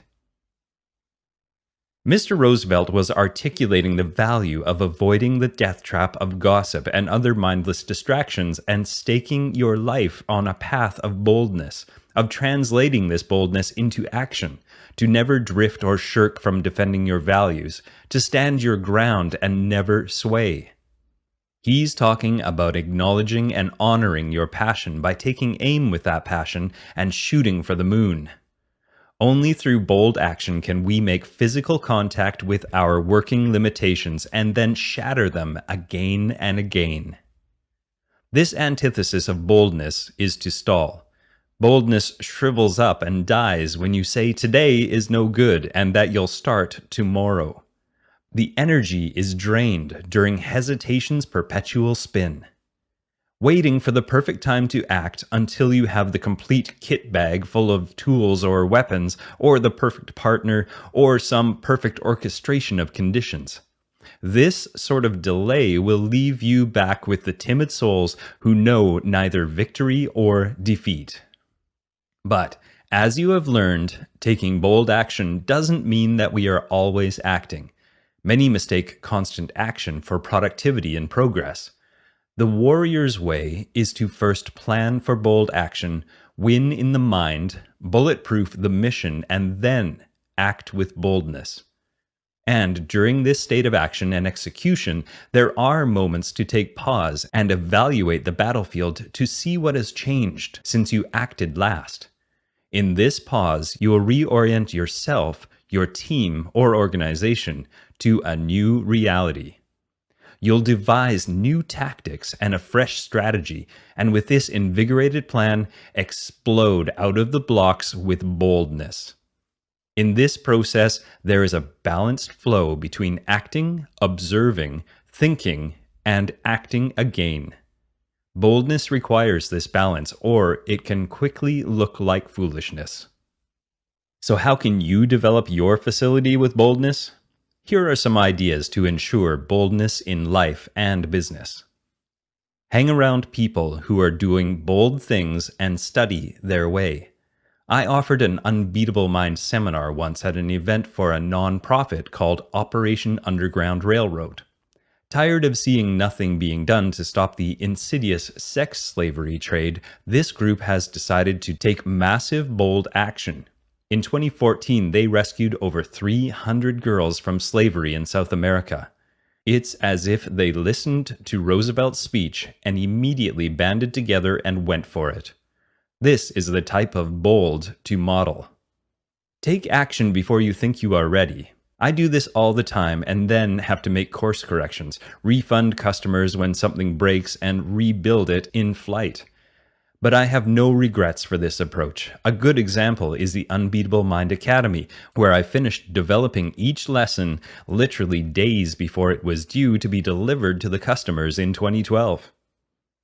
Whatever you think you can do, think bigger. With 3 billion people due to come online via mobile devices in the next 3 years, I encourage you to think bigger with your business and professional goals than you think you can right now. Why not impact 1 million or even 1 billion people? Train to be bold. Commit to taking the information in this book and applying it into a custom integrated training regimen. Unbeatable Mind Training will embolden you and steer you away from becoming one of the critics, one of those who waste precious energy illuminating the faults and failures of others. I am asking you to get into the arena and taste the sweet joy of victory and capture the precious lessons of defeat. Training must be constant and relentless. Push yourself to find new 20x limits, test your daily grit, and stay in the arena, never shying away from a challenge. Set audacious goals and knock them down one incremental victory at a time. Push your development to the 5th plateau, and you will soon stand out in all you do. You will be uncommon and live each day as if it were a lifetime. It's your time now, so step up and be unbeatable. 10 Secrets to Success. This book has covered a lot of ground, and we've swam deeply into some areas you may never have thought of before. As you know by now, finishing the book doesn't mean you have finished your journey. In fact, it's just the beginning. To help you stay on track, I will leave you with a list to refer to at least once a day as a reminder of the path you have chosen. I hope this inspires and reinvigorates you as much as it does me. 1. Live an examined life and embrace sacred silence. 2. Know your one thing, your purpose, passion, and principles. 3. Connect all your small actions to these. 4. Develop mental and emotional control. Master the big 4 of mental toughness and emotional resiliency. 5. Challenge yourself to find your 20x and improve daily. 6. Turn to others in service and develop a winning team. 7. Align to win in all 3 spheres of I, we, and it. 8. Select smart fits targets. 9. Employ KISS, good enough planning. 10. Take massive action and then fail forward fast. 11. Never, ever quit. About the author. Mark Devine is a creative developer of cutting-edge training programs for warriors, athletes, and professionals. His innovative programs include the integrated functional fitness program SEALFIT, the life acceleration program Unbeatable Mind, and the integrated yoga system Warrior Yoga. His books include New York Times bestseller 8 Weeks to SEAL Fit, the Amazon bestseller The Way of the SEAL, Unbeatable Mind, now in its 3rd edition of printing, and Warrior Yoga. Originally from upstate New York, Mark holds an undergrad degree in economics from Colgate University and an MBA in finance from New York University Stern School of Business. Mark's first career was with Coopers & Lybrand, now PricewaterhouseCoopers, as a certified public accountant. 4 years after joining Coopers, Mark left behind the corporate world to pursue his vision to become an elite Navy SEAL officer. At age 26, he graduated as Honor Man, number 1 ranked trainee, of his SEAL training class, number 170. He served for 9 years on active duty and 11 as a Reserve SEAL, retiring at the rank of Commander in 2011. Mark embarked on his third career as an entrepreneur in 1996, co-founding the successful Coronado Brewing Company, CBC, and founding the e-commerce site www.navyseals.com. He later sold his interest in CBC but continues to run NavySeals.com as the leading website for SEAL gear and information. In 2006, he launched U.S. Tactical, a government contracting business where he gained contracts with Naval Special Warfare Group 1 for training support and with the Navy Recruiting Command for a nationwide mentoring program for SEAL trainees. This latter program was credited with increasing the quality of Navy SEAL candidates and reducing the attrition rate at BUD/S. Today, Mark is focused in on serving and growing the SEALFIT and Unbeatable LLC businesses and communities. He lives in Encinitas, California, with his wife Sandy, son Devin, and their dog Danger. Home is a short run to the SEALFIT Training Center, where he can usually be found training and coaching. Warrior Yoga, a core practice of unbeatable mind. The Unbeatable Mind approach and the tool sets I have included in this book are the culmination of a search I began with the martial arts at 20 years old, 3 decades ago. As I described earlier in the book, the experience provided by my mentor, Kaicho Tadishi Nakamura, was the first time I had engaged in a way of training that attended to a spectrum of dimensions, not just the physical. The integration of physical, mental, emotional, and spiritual training into one focused practice not only surfaced my internal voice and purpose, which led me into the Navy SEALs, but also provided me with an improbable set of skills allowing me to thrive in what is the most difficult and elite military training in the world. So when I departed for the Navy and bid farewell to my martial arts training, I knew I had only just begun my journey. Over the years, I searched long and hard to find a practice that continued what I had started back in 1985. Life as a SEAL team operator and leader was another formative experience whereby I learned the value of constant and never-ending training of body, mind, and spirit. Though we didn't use those words, our value of earn your trident every day was a siren call for the brand of relentless and varied training that makes SEALs so effective. We simply trained harder and in more unique ways than everyone else, unlocking vast potential for personal success and mission accomplishment. The habit of integrated training done daily, combined with periodic challenges of strong ethical foundation, have become the essence of Unbeatable Mind. Training of this nature unlocks the huge potential that lies dormant in all men and women. It also unlocks the attitudes and behaviors for what make highly functional teams, those that operate at a level where super success is not merely hoped for, but inevitable. As noted, during my Navy years, I continued to look for forms of personal development that could come close to what my formative experience provided. The search led me to become an expert instructor in Sansu Kung Fu-based Special Combat Aggressive Reactionary System. SCARS is a very effective military hand-to-hand combat program, absolutely fun to learn and teach, but by design a purified fighting system based on an offensive mindset. It is suitable for a special ops combatant, but not for the type of self-mastery training I was seeking. Upon leaving the active duty Navy, I resumed my search and took up with 2 different martial arts programs and launched US CrossFit. Each had a lot to offer in the physical arena, but lacked the other mountains in any credible form. So my search continued, and I began to understand how unique and robust my initial training had been with Seido and the SEALs. It was in 1999 that my search led me to the door of a yoga studio in North County, San Diego. I took on a 60-day challenge of a hot yoga class every day for 60 days. This system had a series of 26 yoga poses performed in a special sequence that takes about 90 minutes, all in a room heated to 104 degrees Fahrenheit.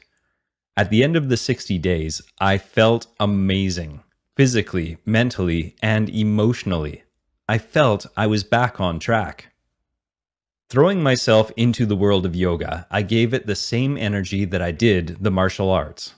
Yoga, as my studies revealed, is far more than an effective way to boost flexibility and mobility. Many thousands of years in the making, it is the oldest total personal development program known to man. It also has deep warrior roots. I write about these roots in my book, Warrior Yoga, published by St. Martin's Press. Warrior Yoga is a core practice of unbeatable mind, and the book covers the full spectrum of the training, including the movement, breathing, visualization, and meditation drills and exercises you have read about in this book. The word yoga means to yoke, or to unify your ego self and mind with your soul self, or witnessing mind. It signifies that the practice of yoga is designed to integrate and develop you fully as a human, connecting you to your spiritual self and advancing your consciousness. Perhaps the most intriguing text on yoga was written around 400 CE by Patanjali, known as the Yoga Sutras. Along with describing yoga as a science of mental development, Patanjali introduces us to the 8 limbs of yoga. Yama, this is a foundational ethic and code of morality and character to live by. Niyama, this is about developing disciplines leading to purification of the self, mind, body, and spirit. Asana, the physical postures, what most people think of as yoga. Pranayama, this is about control and mastery of the breath and life force. Pratyahara, this is about developing awareness of and mastery over the senses. Dharana, this is about developing deep powers of concentration. Dhyana, this is about meditation and developing singular presence. Samadhi, this is spiritual enlightenment, the union of the witness self with the ego self. It is experienced as bliss. What I learned from these 8 limbs and through my Ashtanga yoga teacher, Tim Miller, is that authentic yoga was meant to focus on developing each of these 8 limbs in a holarchic manner, meaning that you transcend and include the earlier levels as you progress. I couldn't help but notice the similarity to the teaching of American philosopher Ken Wilber, whose integral theory espouses a similar integrated development in multiple intelligences, leading to higher states and stages of consciousness. Integral theory pointed toward human beings possessing the capacity to transcend, through training and development, to the highest stages of consciousness, similar to the yogic concept of samadhi, or enlightenment. I had found a program in yoga that had in its original design a map for complete development, unlocking maximum potential in the human being. Now, if I could just find a single program that captured and practiced all of the 8 limbs. A turning point in my experience with yoga occurred in 2004 when I was deployed to the war zone in Baghdad.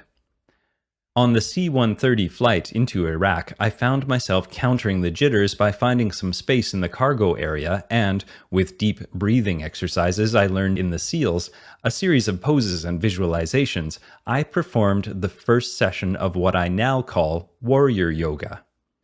Rather than being overwrought with nervous energy, stress, and distracted thinking, by the time we landed, I had established mental and emotional control, burned off stress, and grounded myself in the present. I continued to explore the boundaries of these methods while in the combat zone. The experiment led me to combining tools and techniques from the martial arts, functional fitness, SEAL mental toughness training, Apache warrior spirit training, and, of course, yoga. The outcome proved to be so effective in my personal life that I decided to use the method to train SEAL and SOF candidates, as well as elite athletes when I started SEAL Fit in 2007. The high level of success these warriors and athletes had by employing the warrior yoga and unbeatable mind principles in their high-stakes careers emboldened me to continue to refine the language and integrate new tools. This iterative process has led to the principles in this book and the companion Warrior Yoga book. They work together to discipline and propel us along our 5-mountain path, day in and day out, leading us towards self-mastery in service of humanity. If you are interested in beginning this powerful training, the Unbeatable Mind Academy includes online video instruction and DVD-based training. We also offer an immersive 2-day Warrior Yoga seminar and teacher training in Encinitas, California, and periodic retreats at other locations. See www.unbeatablemind.com for details. And good luck with your training. This has been Unbeatable Mind. Forge resiliency and mental toughness to succeed at an elite level. Written by Mark Devine. Narrated by Brock Armstrong.